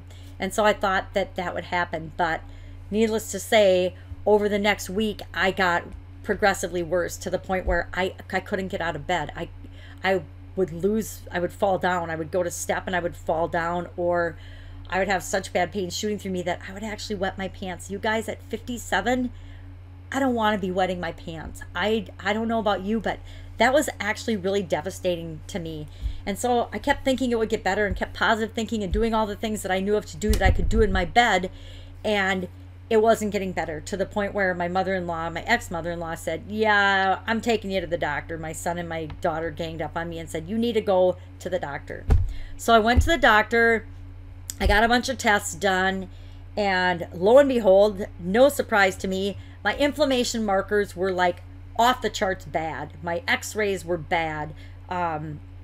I had, one of the markers, I don't remember the names, but I should be looking at it to share with you, but I'm not. But one of the things was 7 times the normal limit. Not 7 points above, 7 times the normal limit. Another one was 5 times the normal limit. And I knew this because I couldn't walk. So nobody needed to tell me what these were, but having the scientific proof of what was going on, it just validated to me that I know what's going on in my own body. So then over the next week, my eyes started to get involved in this whole inflammation thing. So in addition to not being able to walk, my eye, because I can only see out of my right eye, was going down the same path that my left eye had gone down, which is why I had surgery in 2011 on my right eye so that I wouldn't go blind in that eye. But my eye was inflamed, and it was having a lot of the issues that I've had over the decades. So the doctor got me into the eye specialist immediately, but she couldn't get me into the rheumatologist for 97 days. Now in Wisconsin, 97 days is the entire summer. So from May plus 97 days, that's my whole summer. And I was like, no, I'm not missing the whole summer. So I did what anyone in this century would do. I grabbed my cell phone and I did a Facebook Live. It's one of the first Facebook Lives I've ever done, so I'm sure it was like super embarrassing. And to be honest, my Facebook Lives are still super embarrassing. I suck at them, and I'm okay with that because at least I'm moving forward and I'm learning and I'm getting better and I'm doing something. So I'm making progress. But I did this Facebook Live and I asked if, because I had gone online already and researched, and frankly, the treatment for the stuff that they think might be wrong with me is freaking frightening. I mean, scared the crap out of me. I think if it's got a commercial on television, the side effects for me personally are probably going to be worse than the impact in a positive way that that particular medication is going to have on me. That's been my past experience with different drugs and different medications. Just my experience. A lot of people need them. For me, they're super bad for me. So I was scared. I didn't want to take them. I didn't want to go down that road. I didn't want to get radio frequency for my joints. My son and my sister and a lot of people I know have had radio frequency, and that was like on the list for things that they could do for this. I'm like, no, no, no, no, no. So I made this video, and fortunately for me, one of my friends from another walk of life that I didn't even know this is what she did, turns out that she's a naturopathic healer, nutritionist. She's got all kinds of certifications. She was a nurse. She's got all these qualifications, certifications in all these different modalities. So she's got this incredible systemic view of things that could help me. So we got on the phone and we've since talked like, I don't know, 60 hours on the phone together, going through and trying and discussing different things. And one of the things she turned me on to early in our conversation was something I'd never experienced, I've never heard of because I wasn't looking for it, was eating for your blood type. Now, since my heart incident, I've been doing everything that I ever, not everything, but I've done all the things that I found that I could do to eat for optimal heart health and optimum circulation and things like that. But I'd never come across this eating for your blood type. And I thought, I don't know if that's going to work, but I'll find out what my blood type is and we'll explore it more. And if it might help, I'm willing to try it because I use myself as a science experiment every day of my life. And I'm trying things all the time to figure out what will work and what won't work for me. So I had to go about, it took me about a week and a half to figure out my blood type because I actually ended up having to order a kit on Amazon, and I ordered them for my kids too. We call it vampire testing because I was really curious what blood type we all were. So got the blood type kit, found out my blood type, called my friend back and talked to her for hours. And she explained to me what this eating for your blood type was, all the technology and mumbo jumbo. And we call it technobabble because it was way over my head about why it's important and why it works. And I said, okay, thank you very much. And then I just forgot all the technical stuff she told me because I don't care about it. I just want to know what to do and what's going to work. So it turns out on this eating for your blood type thing, there's 3 types of food for each different blood type. There's foods that are highly beneficial for you and your body treats them like medicine. There's foods that are neutral for you and your body treats them just like food and energy. And there's foods that are like poison to you and your body actually treats them like poison because it doesn't know what to do with them. So it treats them like they're poison or a virus or a toxin or something. Well, come to find out, all this cool heart stuff I was doing that was awesome for my heart happened to be bad for my blood type. So about 85–90% of what I was actually consuming every single day was like toxin for me, like poison for me.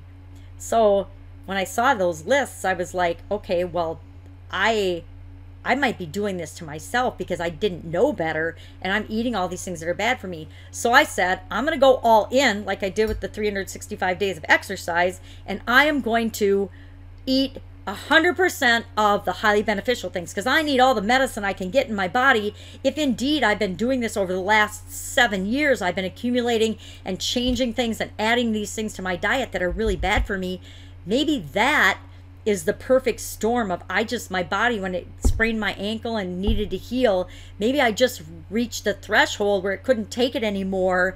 And so in addition to having to fight all these foods I was eating that were like toxins and then trying to heal itself, it was too much, and it triggered all of the things that were wrong with me before and made it impossible for me to walk and get out of bed and even function. So I went gung-ho and I actually I'm pretty sure I was 99 to 100% on my beneficial eating list. And within just a couple weeks, I mean, 3 weeks, 4 on the outside, I mean, I was out of bed in about a week by just changing what I was consuming and what I was eating and cutting out the things that were on the avoid list for me. You know, I was eating cayenne pepper in every smoothie, every meal, in everything I ate. I was sprinkling tons of cayenne pepper. And cayenne pepper is just one thing that's on my avoid list. So I think probably just cutting out the cayenne pepper alone would have knocked me down to what I needed to do to get at least some relief. But I was at the eye doctor telling people about this miraculous thing I discovered because it had made such a dramatic change in my life. I mean, I was walking to the eye doctor without help within 2 weeks of just changing what I was consuming. And to me, finding one thing like this that makes such a difference in my life, that's what we each need to do. Because you know what? Eating for the blood type might not do anything for other people, but it had a profound impact on me. And so that's what everything I'm sharing is about. It's about opening up and looking for and finding, being curious about what works for you. Oh, by the way, I got into the rheumatologist actually 2 months early. I got in, it was almost to the day, a month after I'd been and gotten the first tests at the doctor. And when I walked in, he's like, well, what's wrong with you? Because I walked into his office and I was in pain, but not, I mean, I could walk, I could get out of bed, I could go to the bathroom. It was like a miracle. And so he's looking at me and he's like, well, I'm looking at your numbers, but you're sure not acting like these are your numbers. And so he reran those same tests that I had. And one was a little bit high, but the one that was 7 times higher was in the normal range. The one that was 5 times higher was in the normal range. And the one that was it had been way out of range, but it was like just a point or two above the normal range within 1 month. And the only thing I really changed was eating for my blood type. That just goes to show you the power of changing one thing, the power of being willing to be open to the possibility of one thing working for you. Because if I had a closed mind and I had said, I don't believe this is going to work for me, I'm not even going to try it, and I hadn't tried it, or if I had tried it half-ass, it might not have worked for me. But it did, and it got me out of bed. It got me so I can do what I want to do. It got me so I could go to a 5-day conference last week. How many of us with chronic pain will voluntarily go to a 5-day super active, super high energy conference with a bunch of marketing people? Yeah, there were maybe 5 of us at that entire conference of 3,500 people. Because I made sure I met us all. So again, I already covered the hard way, what I used to have to do to create and figure out what works for me. But along the way, I've discovered a new way, a new and better way. And I call this the Painkillers Protocol, or the Perfect Health Protocol. And I want to grab Sarah and get her on the line, if I can, to talk through her personalized Painkillers Protocol system. Let me give her a call. Hang on 1 second. I forgot my phone in the other room. Don't look. Ah. Don't shut. All right, look out, look out, look out.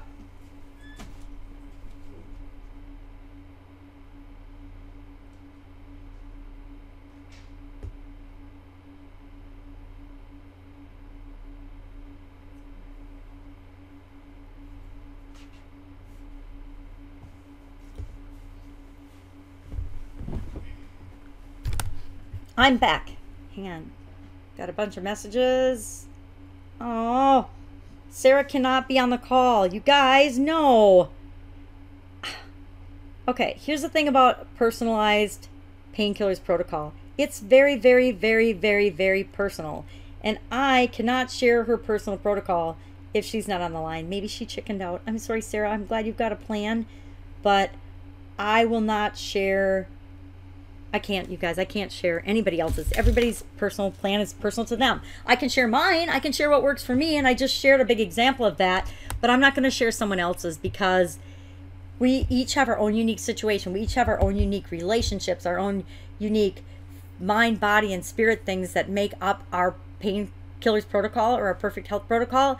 And those are unique and special to us. And instead of sharing hers with you, because I wouldn't do that. I wouldn't break her trust, because it's her plan, just like your plan is your plan. But I will say it entails the whole being, your whole being. We discuss and we create for you, with you, all of the physical things that are going on with you, all of the pain things. And we do exercises and techniques and strategies to get at, if we can, the root cause of your pain. And even if we can't, I still, after 37 years of study, I do not 100% know the root cause of my chronic illness and my chronic pain. I don't know what it is. You know, I very well may have come into this lifetime with a predisposition for this, and I have had things over my life that I haven't identified yet that have triggered this and made it appear in my life. I know it's here to tell me something and show me something and teach me something and make me a better person. Believe it or not, chronic pain is here to make me a better person.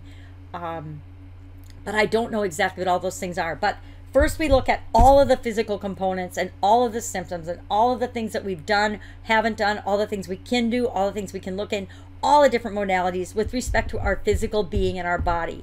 Then we look at all of the mind things, all of our thinking, our beliefs, our feelings, our past experiences, our what we want for the future, all of the components that make up our mind. And then we take it a step further by looking at all of the things that make up your spirit. This isn't about religion. This isn't about spirituality. It might be a little woo-woo to some people. It was woo-woo to me before I first started studying it, but we don't do it in a woo-woo way. We let you do it in the way that honors you and works with your beliefs and your being, because we are all human beings. We are not just this physical body. We are much more than that. If you want to exercise to really, if you've never experienced that or really felt that before, if you feel like you're just a physical being and you're being flim-flammed around and beat up by this chronic pain situation, I want to challenge you right now to close your eyes and just for a minute, take a deep breath.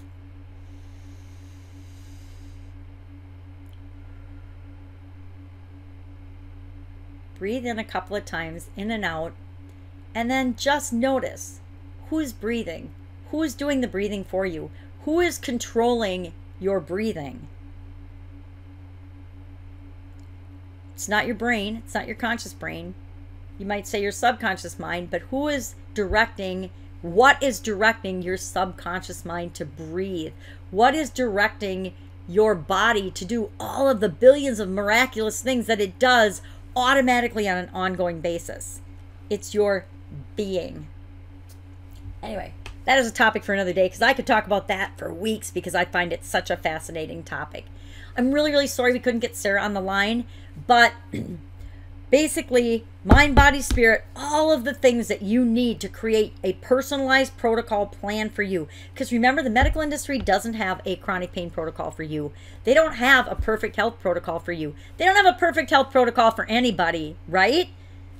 It doesn't exist. But that doesn't mean you can't create your own. I've created a lot of my own businesses out of thin air.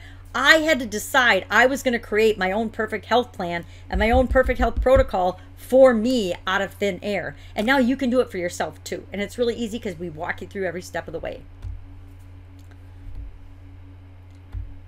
So let me share Maureen Riley's story with you, because she allowed me to share her story. She said, my doctor of 8 years informed me that due to the opioid crisis, he would no longer be able to continue treating me. He took early retirement and wished me good luck getting into a new pain clinic. Have any of you had that happen to you? I'm seeing more and more people and more stories of problems associated with doctors being afraid to do their job. That is criminal. That makes me mad. I don't know about you, but that really makes me mad.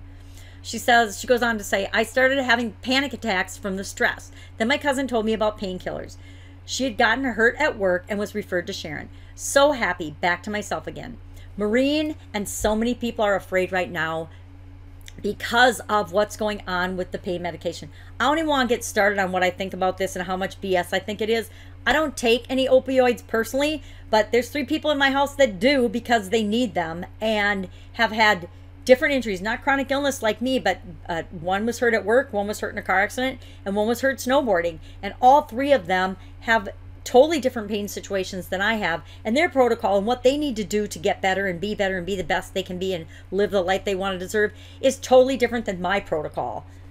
Some things are similar. I've, of course, taught them all the 7-minute booster, to start their day.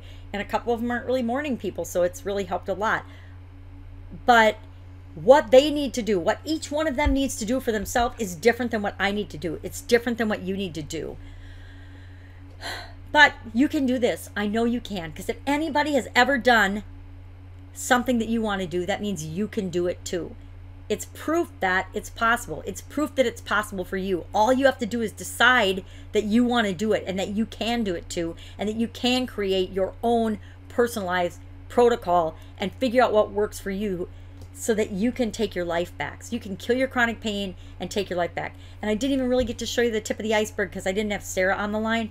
I will add a couple of slides that show the system and what it looks like so that you can get a better picture of it next time. So that's secret number 2, Painkillers RX, how to use painkillers to kick your chronic pain to the curb in 30 days or less, even if experts said it can't be done.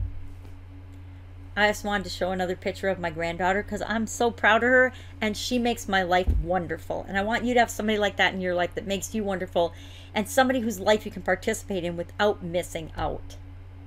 So now you know how to kick your chronic pain to the curb by having your own personal painkillers protocol, and you can do it in less than 30 days. And you know what? It's probably not the eating for your blood type diet, but I bet there is something that we can find that in 30 days will make such a dramatic difference in your life, you would not even have believed it was possible. Secret number 3, painkillers assassinations. How to get the exact same doctors, insurance, and pharmaceutical companies who are currently only looking out for themselves to give you what you need to kill your chronic pain. Now I want to share a couple of people's stories with you. I have really been fortunate in my interactions with doctors and insurance companies and the pharmaceutical companies and pharmacies and things over the life of my career. I've only had a couple of times when the pharmacy couldn't get a specific eye drop that I needed, and if I didn't get it, I was going to go blind. But their procedure was they'd get it every Wednesday, and I'm like, well, it's Thursday and I need it today, or by next Wednesday I will be blind in this eye. So you know what? That's not going to work for me. We need to figure something else out. And I had to make sure that I got my needs met in that instance. And it involved me going to a different pharmacy and using someone else to get it. But, I mean, when the consequence is dire enough that you're going to go blind or die or be in excruciating pain, you figure it out. You figure out the answer to the situation. And there's always an answer. There's always a way. Anything is possible as long as we believe we can make it possible and we can get it to work out for us. If we believe it'll work out for us, it will work out for us. If we believe it's not going to work out for us, guess what? We're going to struggle and struggle and struggle. And it might work out for us eventually, but it might not because we didn't believe it would work out for us. Prime example of somebody dealing with an insurance company in a really dramatic way is Bunny. Bunny's son was born with a nerve missing in his face. And the insurance companies, like all insurance companies, because they're always out for themselves and to make money and a profit, like the pharmaceutical companies and like our medical institutions, they're all out to make money. Even if they're a nonprofit, the heads of the nonprofits are making like $78 million last year, I think, was one of the hospitals, the nonprofit hospitals. The CEO made $78 million. Okay, don't get me started on that.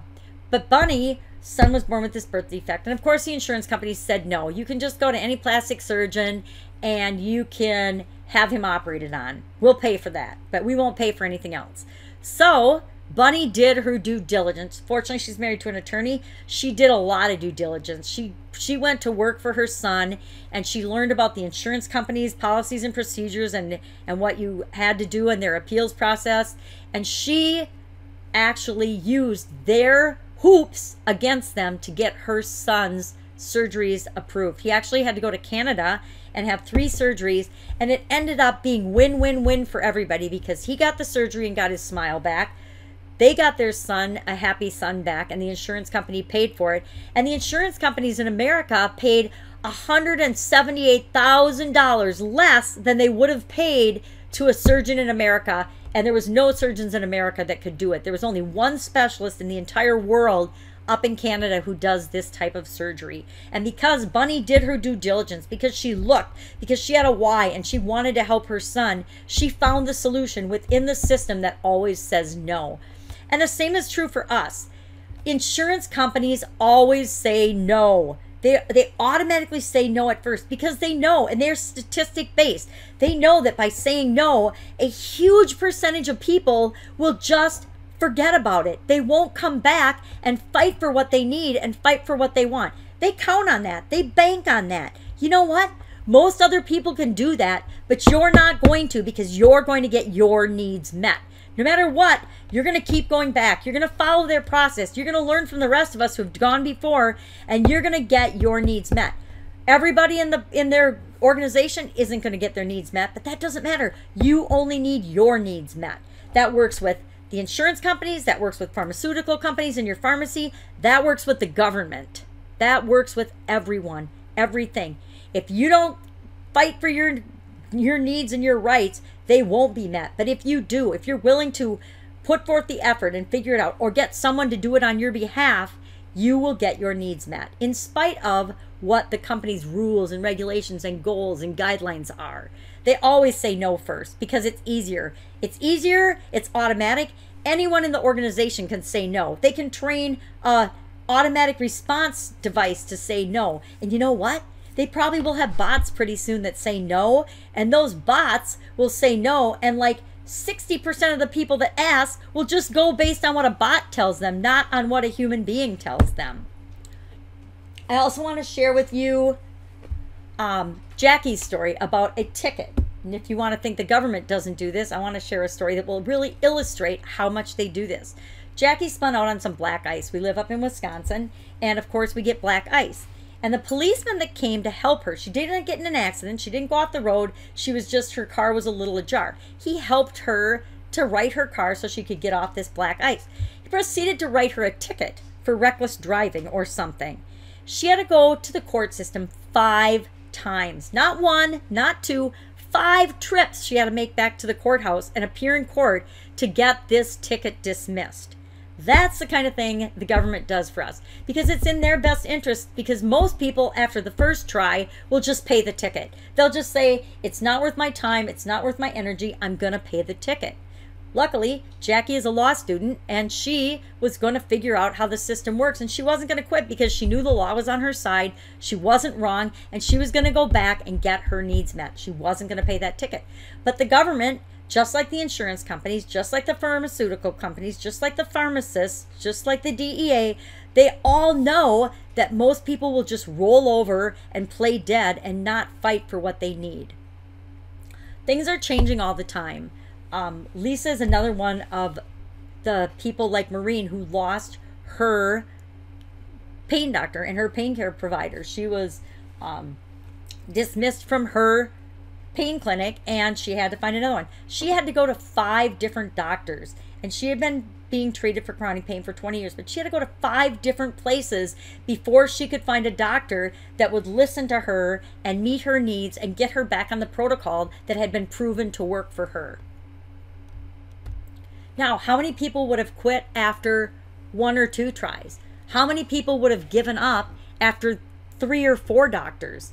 But Lisa knew, she knew what worked for her, she knew what she needed, and she knew she had to find the right doctor that would listen to her, respect her enough to get her what she needed to be successful and to live the life that she deserves.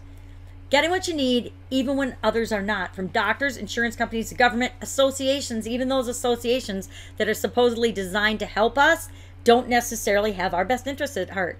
Let me ask you a question. How do you think the Cancer Society or the Heart Association, any cancer society or any heart association, would feel if there was actually a cure for cancer discovered and delivered across the board?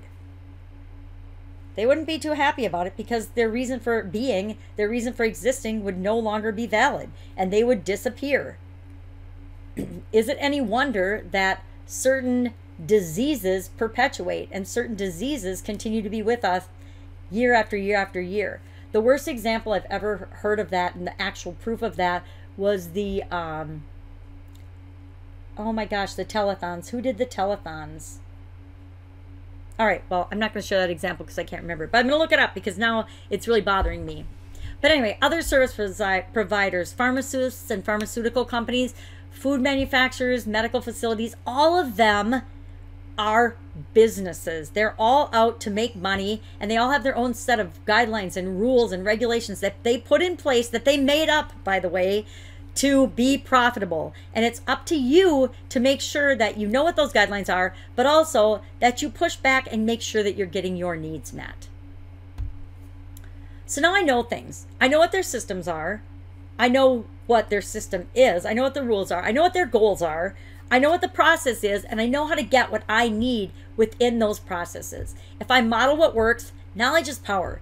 I know how to get what I need. And if you know how to get what you need, you can use their procedures against them. You can watch your pain die and you thrive.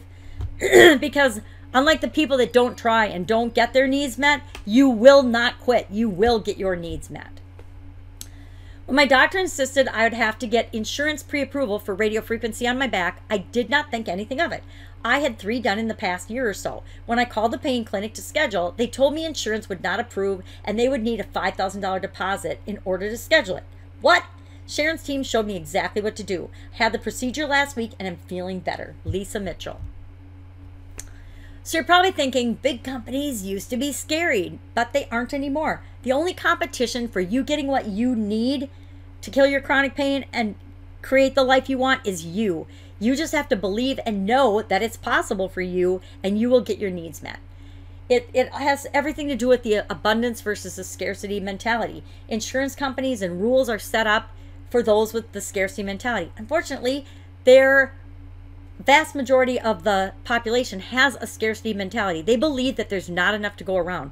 There's plenty of health care to go around. There is plenty of anything you need to kill your chronic pain to go around. There's an abundance of test procedures. There is an abundance of surgery. There's an abundance of pharmaceuticals. There's an abundance of foods and tools and strategies and techniques that can help you kill your chronic pain. You just have to be open and willing to look for them.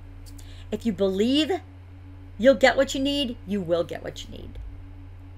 So again, secret number 3, painkillers assassinations, how to get the exact same doctors, insurance, and pharmaceutical companies who are currently only out for themselves to give you what you need to kill your chronic pain.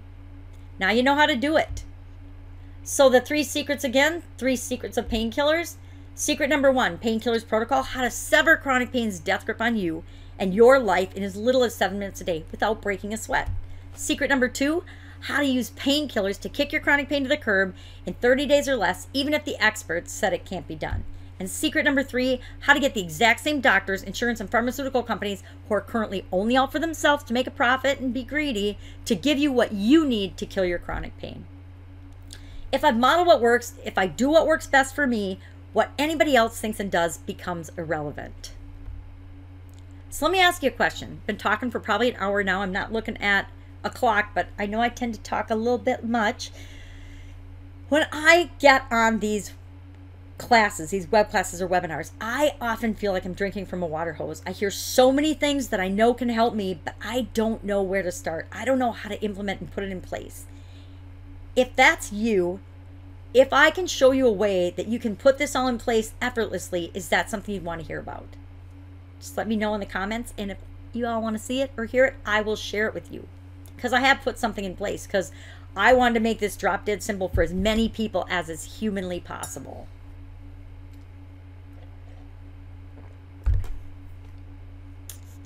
Looks like a couple of you want to hear about it, so I'm going to go ahead and share. If you are not interested in finding out how you can apply this in your life, go ahead and sign off now. Thank you for listening. I sure appreciate it. I love sharing my story with people and looking for people that are wanting to kill their chronic pain and live the life that they should be living. Live the life you should be living. So I've created something called Painkillers Protocol. So what are you going to get with Painkillers Protocol? Well, first off, I've created a 6-week Painkillers Protocol masterclass. Everything you need to kill chronic pain and reclaim the life that you've always imagined living. Not just the one you think you're stuck with. Not being stuck in bed. Not saying no to everything. Not missing out on the parties, the weddings, the graduations, going out to dinner, attending a conference or an event or a fair or any activity that you would love to participate in, but you know you just don't have the energy, or you don't feel good enough, or you can't walk, or whatever's going on with you. In it, I call these different modules, you got to have faith, mind over matter, your protocol, decide to thrive, mastermind energy, and brainy senses. And again, this covers mind, body, and soul, all the aspects of you and your being, so that you can create the perfect protocol, the perfect processes and procedures, and then systematize those things in your life so that you get the perfect plan that works for you. After a bad car accident, 49 days in the hospital, and 17 surgeries with no end in sight, I was ready to give up. One of the nurses told me to hang in there. That night, I found painkillers, and within just 8 months, everything has changed for me. Katie Rush. So who is this for? Well, if you've got chronic pain, this is for you. If you don't have chronic pain, but you think you may in your future, this is for you too, because 1.5 billion people have it now. And with the way our world is going, with accidents and injuries and the food sources that we have, more and more people are going to be experiencing chronic illness and chronic pain. And the fact is, if you know anyone who has chronic pain, or if you want to make sure that you don't have chronic pain in your future, then this is for you. My daughter's had chronic pain since she was 15 and fell snowboarding. I got painkillers to help her. It only took a little bit of bribery to get her to use it. Thanks for giving me my daughter back. Alice McDonald. George is actually one of my business students, and he has chronic pain. And so when I mentioned to him about the painkillers protocol, of course he wanted to try it. So here's what he has to say. I've had pain as long as I can remember. I was born sick, but I always dreamed of having my own business. Painkillers protocol made it possible. Thanks, Sharon. George Engel.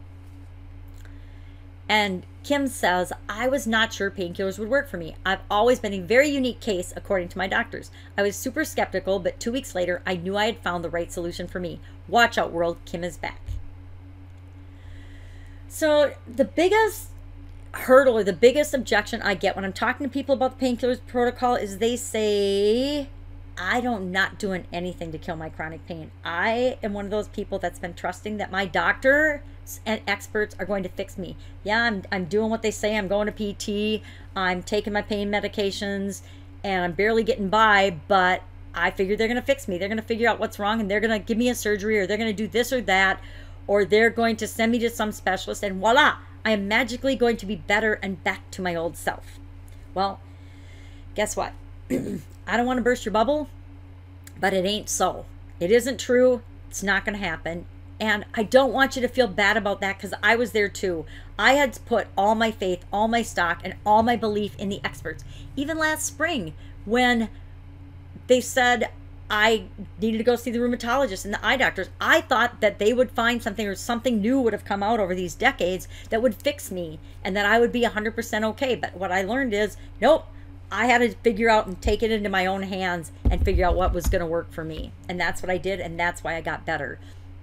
I still have chronic pain, but that's why I got better, and I continue to get better. Better and better and better, so I can live the life I love. And I love my life right now, and I want that for you too. So I don't want you to worry. I've decided that I'm going to give this away as the, at the end. I'm going to share the link at the end for everybody, because I want everybody to have this. Whether you decide you want to be doing painkillers protocol or not with us, I want everybody to have this. So stay to the end. The link is on the second to last or the last page, and I want you to have that. But what it'll do is it'll show you how to do it right, how to set up your own system, how to pick things that do and don't work for you, how to test them, and it's going to be free. It's fast, it's easy, it's no stress, and I call it the free painkillers energy shot. And it's a challenge, but each day you do one little thing to move you toward creating the system that works for you. And I want everybody to start there and everybody to have it, so you don't have to worry about it if you have been depending on the experts. That's no big deal. We're going to show you what to do to depend on you. So what are you going to get? The 6-week Chronic Painkillers Masterclass. That's a $3,997 value. It's a total value of $3,997 just for the masterclass. Then you're also going to get your very own Painkillers emergency prescription, or emergency RX I call it. And I use a Swiss Army knife because it's a bunch of everything that you need to put together, all the pieces that you need to put together to create your own perfect emergency kit to kill your chronic pain. Chronic Painkillers Medicine Cabinet prescriptions, RX, whatever you want to call it. It's all you need to kick your chronic pain to the curb and reclaim your life. You're going to create, again, your own personal painkillers or your own personal perfect health protocol, your customized perfect health plan. What works specifically for you? Since we're all unique and special, we all need our own strategies and system that works for us. What works for me, my system, my procedures aren't going to work for my kids, aren't going to work for my mom, aren't going to work for my sister. Everyone, all of us are different, so we need our own personalized plan. And that's what this is. So you'll be able to increase how often you feel awesome. You'll attract new possibilities into your life experiences. You'll get people to come back into your circle. You'll have relationships again, so you won't feel lonely. You'll be able to say yes to things that you've always had to say no to. You'll know what to do. You'll always know what to do and what is best for you. It'll influence your feelings of chronic pain. It'll kick it out of your life and kick it to the curb. I mean, I got chronic pain. It's like it's a computer program running in the background, you know? It's like, yeah, it's like a software program. It's just running in the background of my life. It very seldom now pops to the forefront. And once in a while it pops to the forefront, and then I know exactly what to do to push it back to where it belongs. And it's just running on autopilot. And that is the way I always want my chronic pain to be. I don't ever want it to be impinging on my life and making my life decisions for me. You'll have your service providers actually getting you what you need. You get to rejoin the living and say yes to the events again. You know, no more FOMO or fear of missing out, because with us, with chronic pain, it isn't the fear of missing out. It's the actual missing out that drives us crazy, and the not being able to do things that we know we want to do, that our heart wants us to do. You get to watch your health and your energy and your personal power and your happiness soar again, and much, much more. You'll also be able to get rid of, with the Painkillers protocol, not knowing what to do, fear of the future, doubt, worries, and anxiety and fear over life issues, depression, anxiety, fear of missing out, emotional and relationship challenges. Okay, I'm gonna tell you right now, you might still have emotional and relationship challenges. Just because you're perfectly healthy and don't have chronic pain killing you doesn't mean you're not gonna have challenges with other people. We all do. And it's mostly because of the other people, not because of us. And once you realize that, it's not such a challenge anymore. It helps you to overcome insurance and government and pharmacy and whatever else obstacles, and much, much more. All by myself and all by yourself now, you can know with certainty what is in your best interest to kill your chronic pain and get your life back. Get back to living the life that you've always wanted. So again, what are you going to get? 6-week Chronic Painkillers Masterclass at $3,997 value, and the Chronic Painkillers prescriptions at $2,564 value. It's a total value of $6,561. But wait, there's more. What else do you need? What else do you need to kill your chronic pain? How about emergency painkillers? Here's that lovely shot of me again. I must like looking at myself laying on the floor. Emergency painkillers help you to do the impossible and know that nothing is impossible. It's my painkillers cheat sheets. It's like having AAA roadside assistance for your chronic pain. It's the emergency instructions and strategies you need for any situation. It's my painkillers secrets, cheat sheets, successful tests, things that I've done on myself and other people that have been voluntary guinea pigs. I will say that all of my guinea pigs have been voluntary guinea pigs. My successful emergency action plans, quick chronic painkillers tricks and tips, my go-to resources for help and support. Because guess what? Sometimes we need outside resources for help and support. We can't do everything on our own. I mean, sometimes I need somebody to come clean my house for me. Sometimes I need somebody to drive me somewhere because I have a test or procedure and I shouldn't be driving for that. Sometimes I just need, I actually need a makeover right now. Any volunteers, give me a call. My painkillers, lessons learned, and success secrets, because you can learn as much from the stuff I've tried that failed and didn't work so that you don't have to try it out on yourself. I've gotten a couple devices. I'll tell you, they were more painful than the pain itself. So you don't want to use those. My secret tool that I've never shared with others before. I actually, after my sudden cardiac arrest, I created my own secret health tool that I really haven't shared with anybody before, but you'll get that and much, much more. So basically, chronic pain and no life versus experiencing the life of your dreams, emergency painkillers lets you choose that and decide that. So what are you going to get? 6-week chronic pain masterclass at $3,997 value.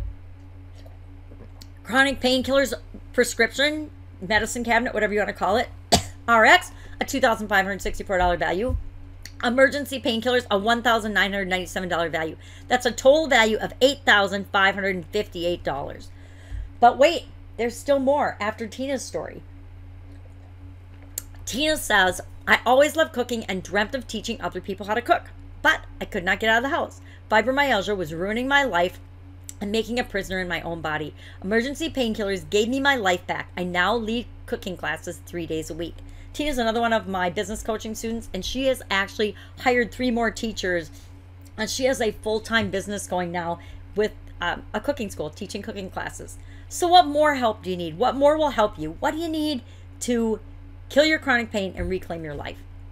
How about a ninja? Your own little pain assassinator. I love ninjas. Painkillers Assassinations is our next bonus.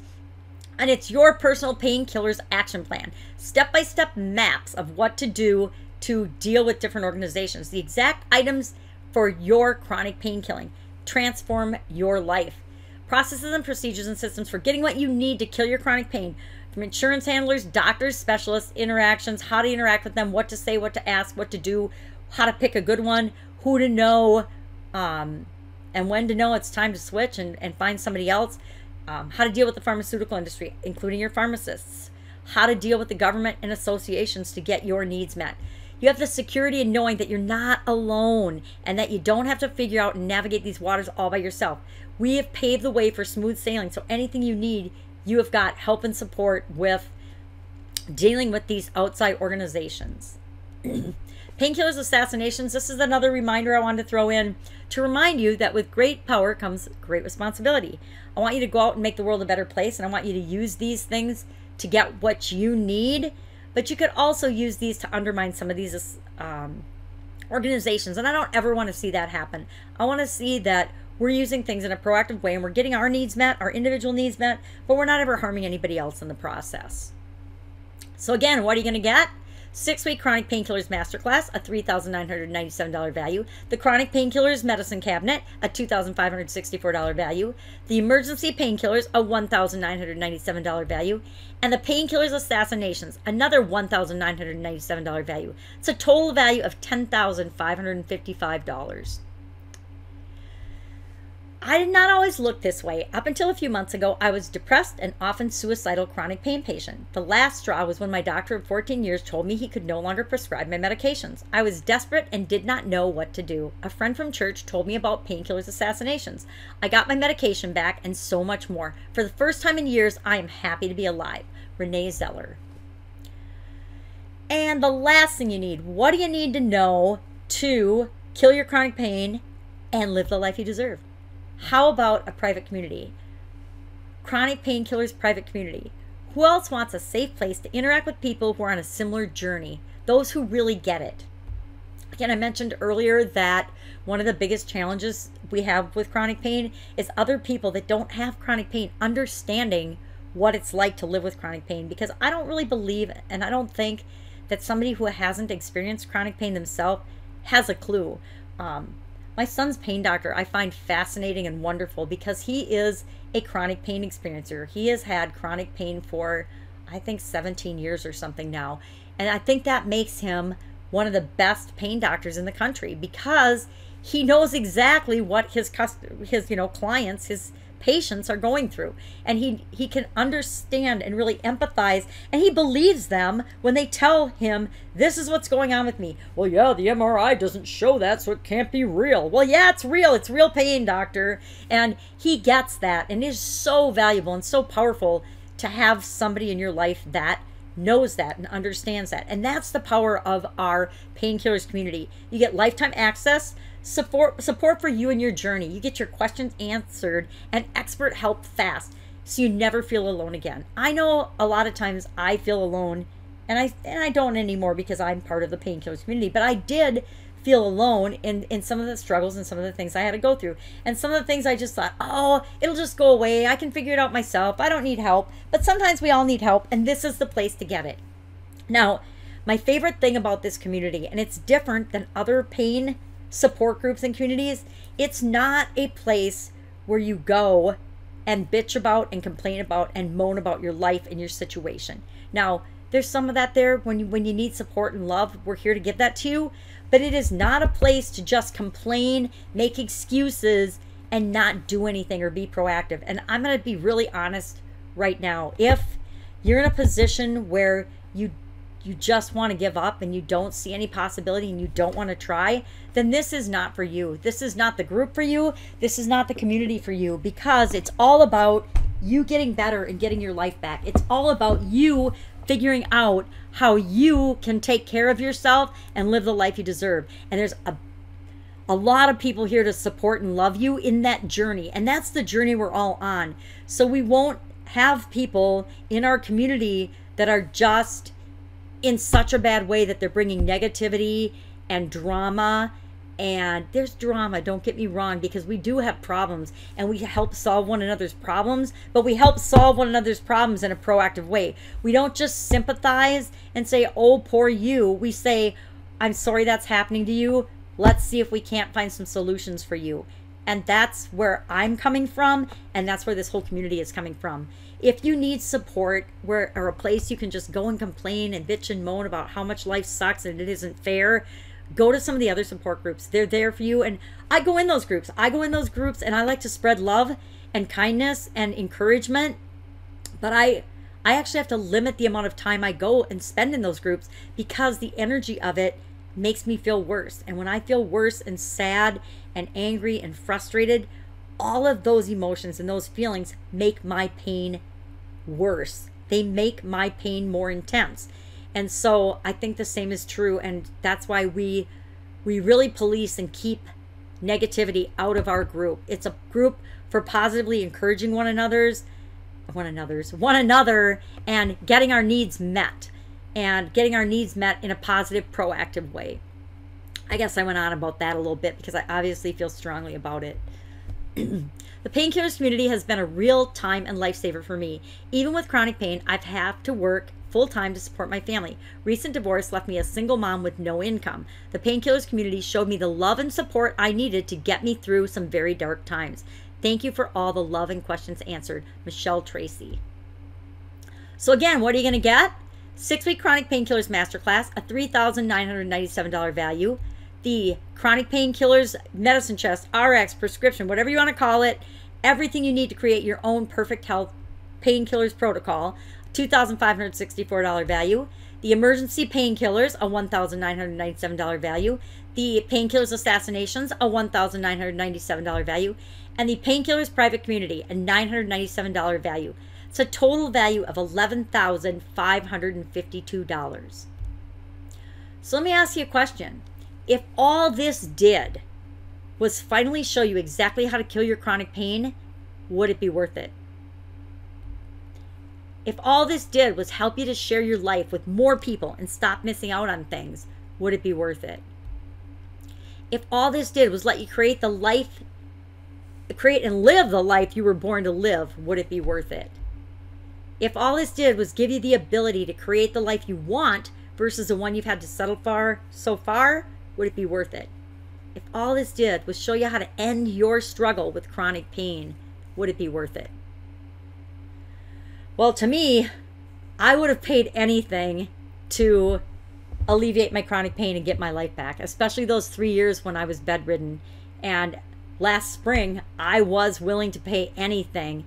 I would have paid tens of thousands of dollars to have somebody show me the way to get out of bed and kill my chronic pain. And I found that, as a matter of fact. I had two choices when I was putting this chronic pain protocol together.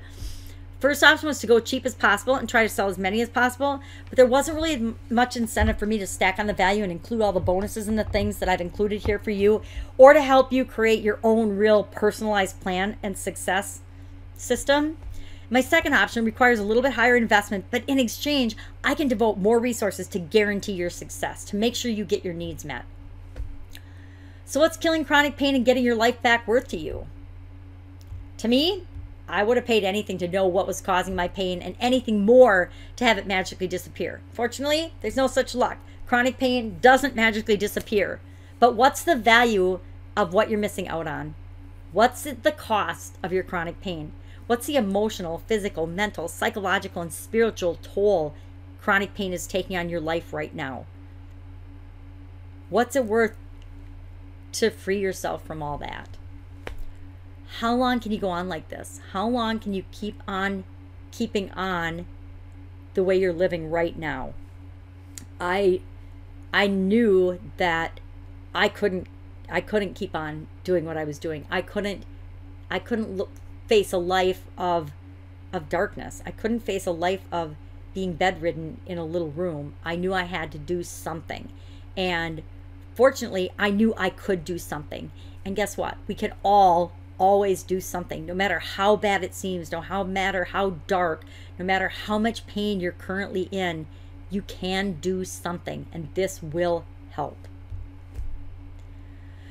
So this one incident, the sudden cardiac incident, cost me $429,450 and so much more. It cost me months of my business. It cost me several surgeries. It cost me lost time, lost opportunity. It cost me emotional trauma and damage that I have no way of ascertaining the cost of that. That was just my medical cost, my out-of-pocket medical. So you can see why people are paying us. They're actually paying me $25,000 to set up their painkillers protocol system for them. And actually it's with them because it's such a personal thing. They have to work with me one-on-one to do it. But I get $25K per person to work with you one-on-one to set this up for you. So you can see why it's a good deal at $5,000. And right now it's available to the general public for a limited time for $2,997. But because you're here, you're on this call with me, you're listening, you're hearing my stories, I want to give you a special opportunity to get started now for just $997 today. You can get started right now by going to www.special.chronicpainkillerswithaz.com. That's www.special.chronicpainkillerswithaz.com. Open up another tab in your computer and you can order it right now today. So again, to recap what you're going to get: the 6-week Chronic Painkillers Masterclass, a $3,997 value. The Chronic Painkillers RX, a $2,564 value. The Emergency Painkillers, a $1,997 value. The Painkillers Assassinations, a $1,997 value. And the Painkillers Private Community, a $997 value. That's a total value of $11,552. But if you get started with me right away today, in addition to that, lifetime access to our private painkillers community, you're also going to, as a bonus, you're going to get access to our private painkillers Facebook group. We have a Facebook group that you'll also get free access to. We actually charge between $69 and $99 a month to be part of that group right now, but as part of joining us today, you will get that included for free. Again, to get started, go to www.special.chronicpainkillers.com. So now you have two choices. I had two choices when I was developing this. Now you have two choices. You can do it now, or you can do nothing like the graphic says. And your two choices, your first option, you can do nothing and not taste this little leap of faith, which is 100% risk-free, by the way. Or your second option is to pony up the small investment today compared to the incredible value and all the value that you'll get in return, and just give it a shot. If I can't help you kill your chronic pain, then I don't want your money. And that is why I have a 30-day money-back guarantee. Sign up today. If you don't like it for any reason, I don't care if it's 29 days, 23 hours, and 59 minutes from now, just let me know and we'll give you your money back. No questions asked. Although I would like to know why you don't want it, because I want to incorporate any changes or feedback into the system to make sure it absolutely works for everybody. The real question is it worth gambling a few minutes of your time to check this out? Which if it does even half of what I've claimed today, and it does on this training, it'll pay for itself as soon as you take the first stab at killing your chronic pain. Again, you can get started at www.special.chronicpainkillers.com. So again, what are you going to get? 6-week Chronic Painkillers Masterclass, a $3,997 value. The Chronic Painkillers RX, a $2,564 value. The Emergency Painkillers, a $1,997 value. The Painkillers Assassinations, a $1,997 value. The Painkillers Private Community, a $997 value. It's a total value of $11,552. And to sweeten the deal a little, for the first 17 people that join us today at special.chronicpainkillers.com, I am going to do a live weekly Q&A call. you can get your specific questions answered on these one-time only live Q&A calls. We'll be recording the calls and putting them in the members area for anybody that joins us, but only the first 17 people will be on live, because I found if you get more than like 20 people on a Zoom call, it's just really hard to handle it and it gets confusing.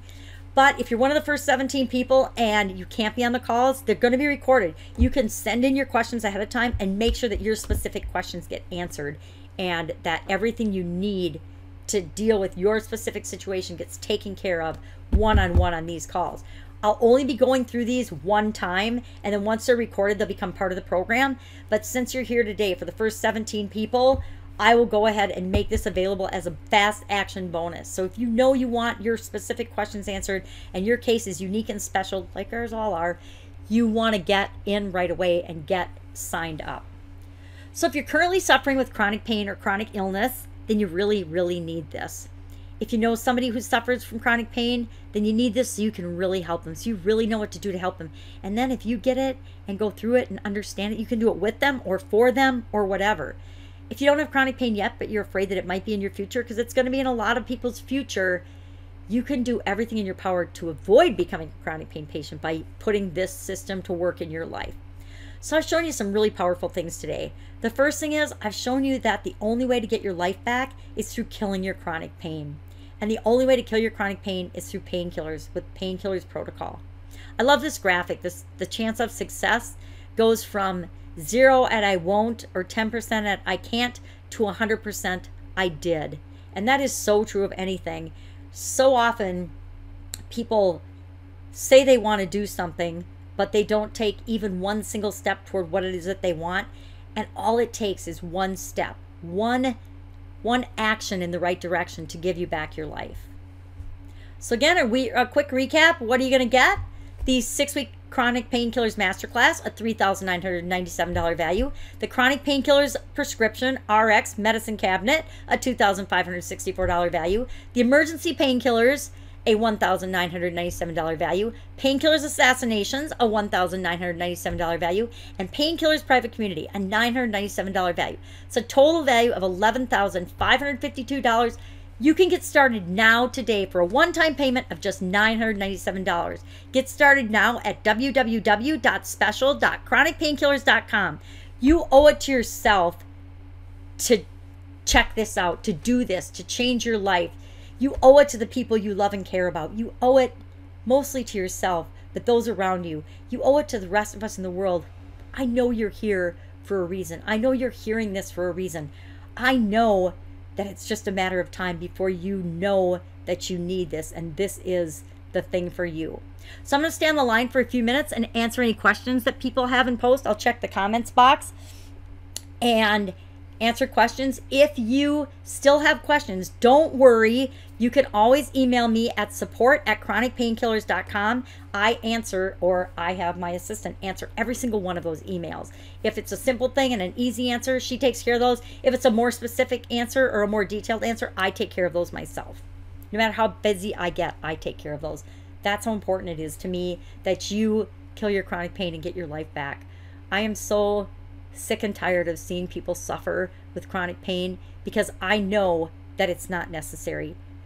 Chronic pain might be a part of your life, but suffering is 100% optional. We don't have to suffer. And people, when they hear my story and my history, and if they knew even a tenth of what I've gone through, because I've gone through a lot, they're just like, oh my God, how can you be happy? How can you be upbeat? How can you be walking around? Well, guess what? It beats the alternative, right?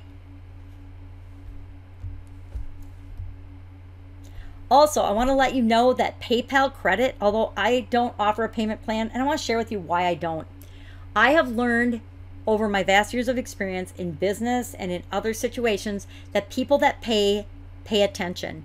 People that don't pay attention. The ex-husband and I were involved in several big ticket real estate coaching programs. One was $25,000 a year, one was $50,000 a year, one was $6,000 a month. And other people right alongside us paid the same amount of money that we did, but didn't do anything with the information. And it was interesting to note that the majority of the people that paid in an installment type plan were the ones that didn't do anything. They didn't take action. They could easily justify each month not doing something because it was only 1 month of payments. It wasn't $50,000 or $100,000 up front. It was only, I think it was, I don't remember what it was, but $10,000 or $12,000 for the month. And so they could justify blowing off, can you believe that, $10,000 for the month. And so I personally don't believe in offering a payment plan. I know my experience, one prescription is more than $997 a month. A month, not just forever. This is a one-time payment of $997 a month. My son has one prescription that is $2,984 a month. And that's just one of about 20 or 30 prescriptions that he currently takes. So I know that if you've got the scarcity mentality, you're saying, I can't afford that. But the truth is, you can't afford not to do this. You can't afford to not take back your life. But again, PayPal credit for any purchases over $99, they give you 6 full months to pay. So you can get started right now. You can get started today for no payments and no interest. You can put this to work in your life for 6 full months and not have to pay for it yet. How awesome is that? That makes it an absolute no-brainer because you can get started for free today. As long as you live in the United States and PayPal says your credit's awesome. Or you're not awesome, your credit's fine and approved. It's not that hard to get PayPal credit approved. Here is the link to the bonus, the Painkillers Energy Shot. Please, everybody write that down. Go there and start the challenge. It's the challenge sign up. 30 days. For 30 days, you will get a Painkillers challenge every single day. And I guarantee that if you do each one of those days, listen to and do the short challenge that it has for each day, by the end of 30 days, your chronic pain and your life will be forever changed for the better. So again, here's the link to that. It's a Google shortened link, so go ahead and copy and paste that or write it down. It's https://goo.gl/B small v capital X capital J small I capital F. And you can sign up and get started with that today and start feeling better as soon as tomorrow. So don't delay. Start your new life today. Get started now at special.chronicpainkillerswithaz.com. Again, get started now. Thank you so much for listening. If you have any questions or concerns, go ahead and type them in the box and I will be here for at least half an hour answering them. Bye all. I wish you an awesome life.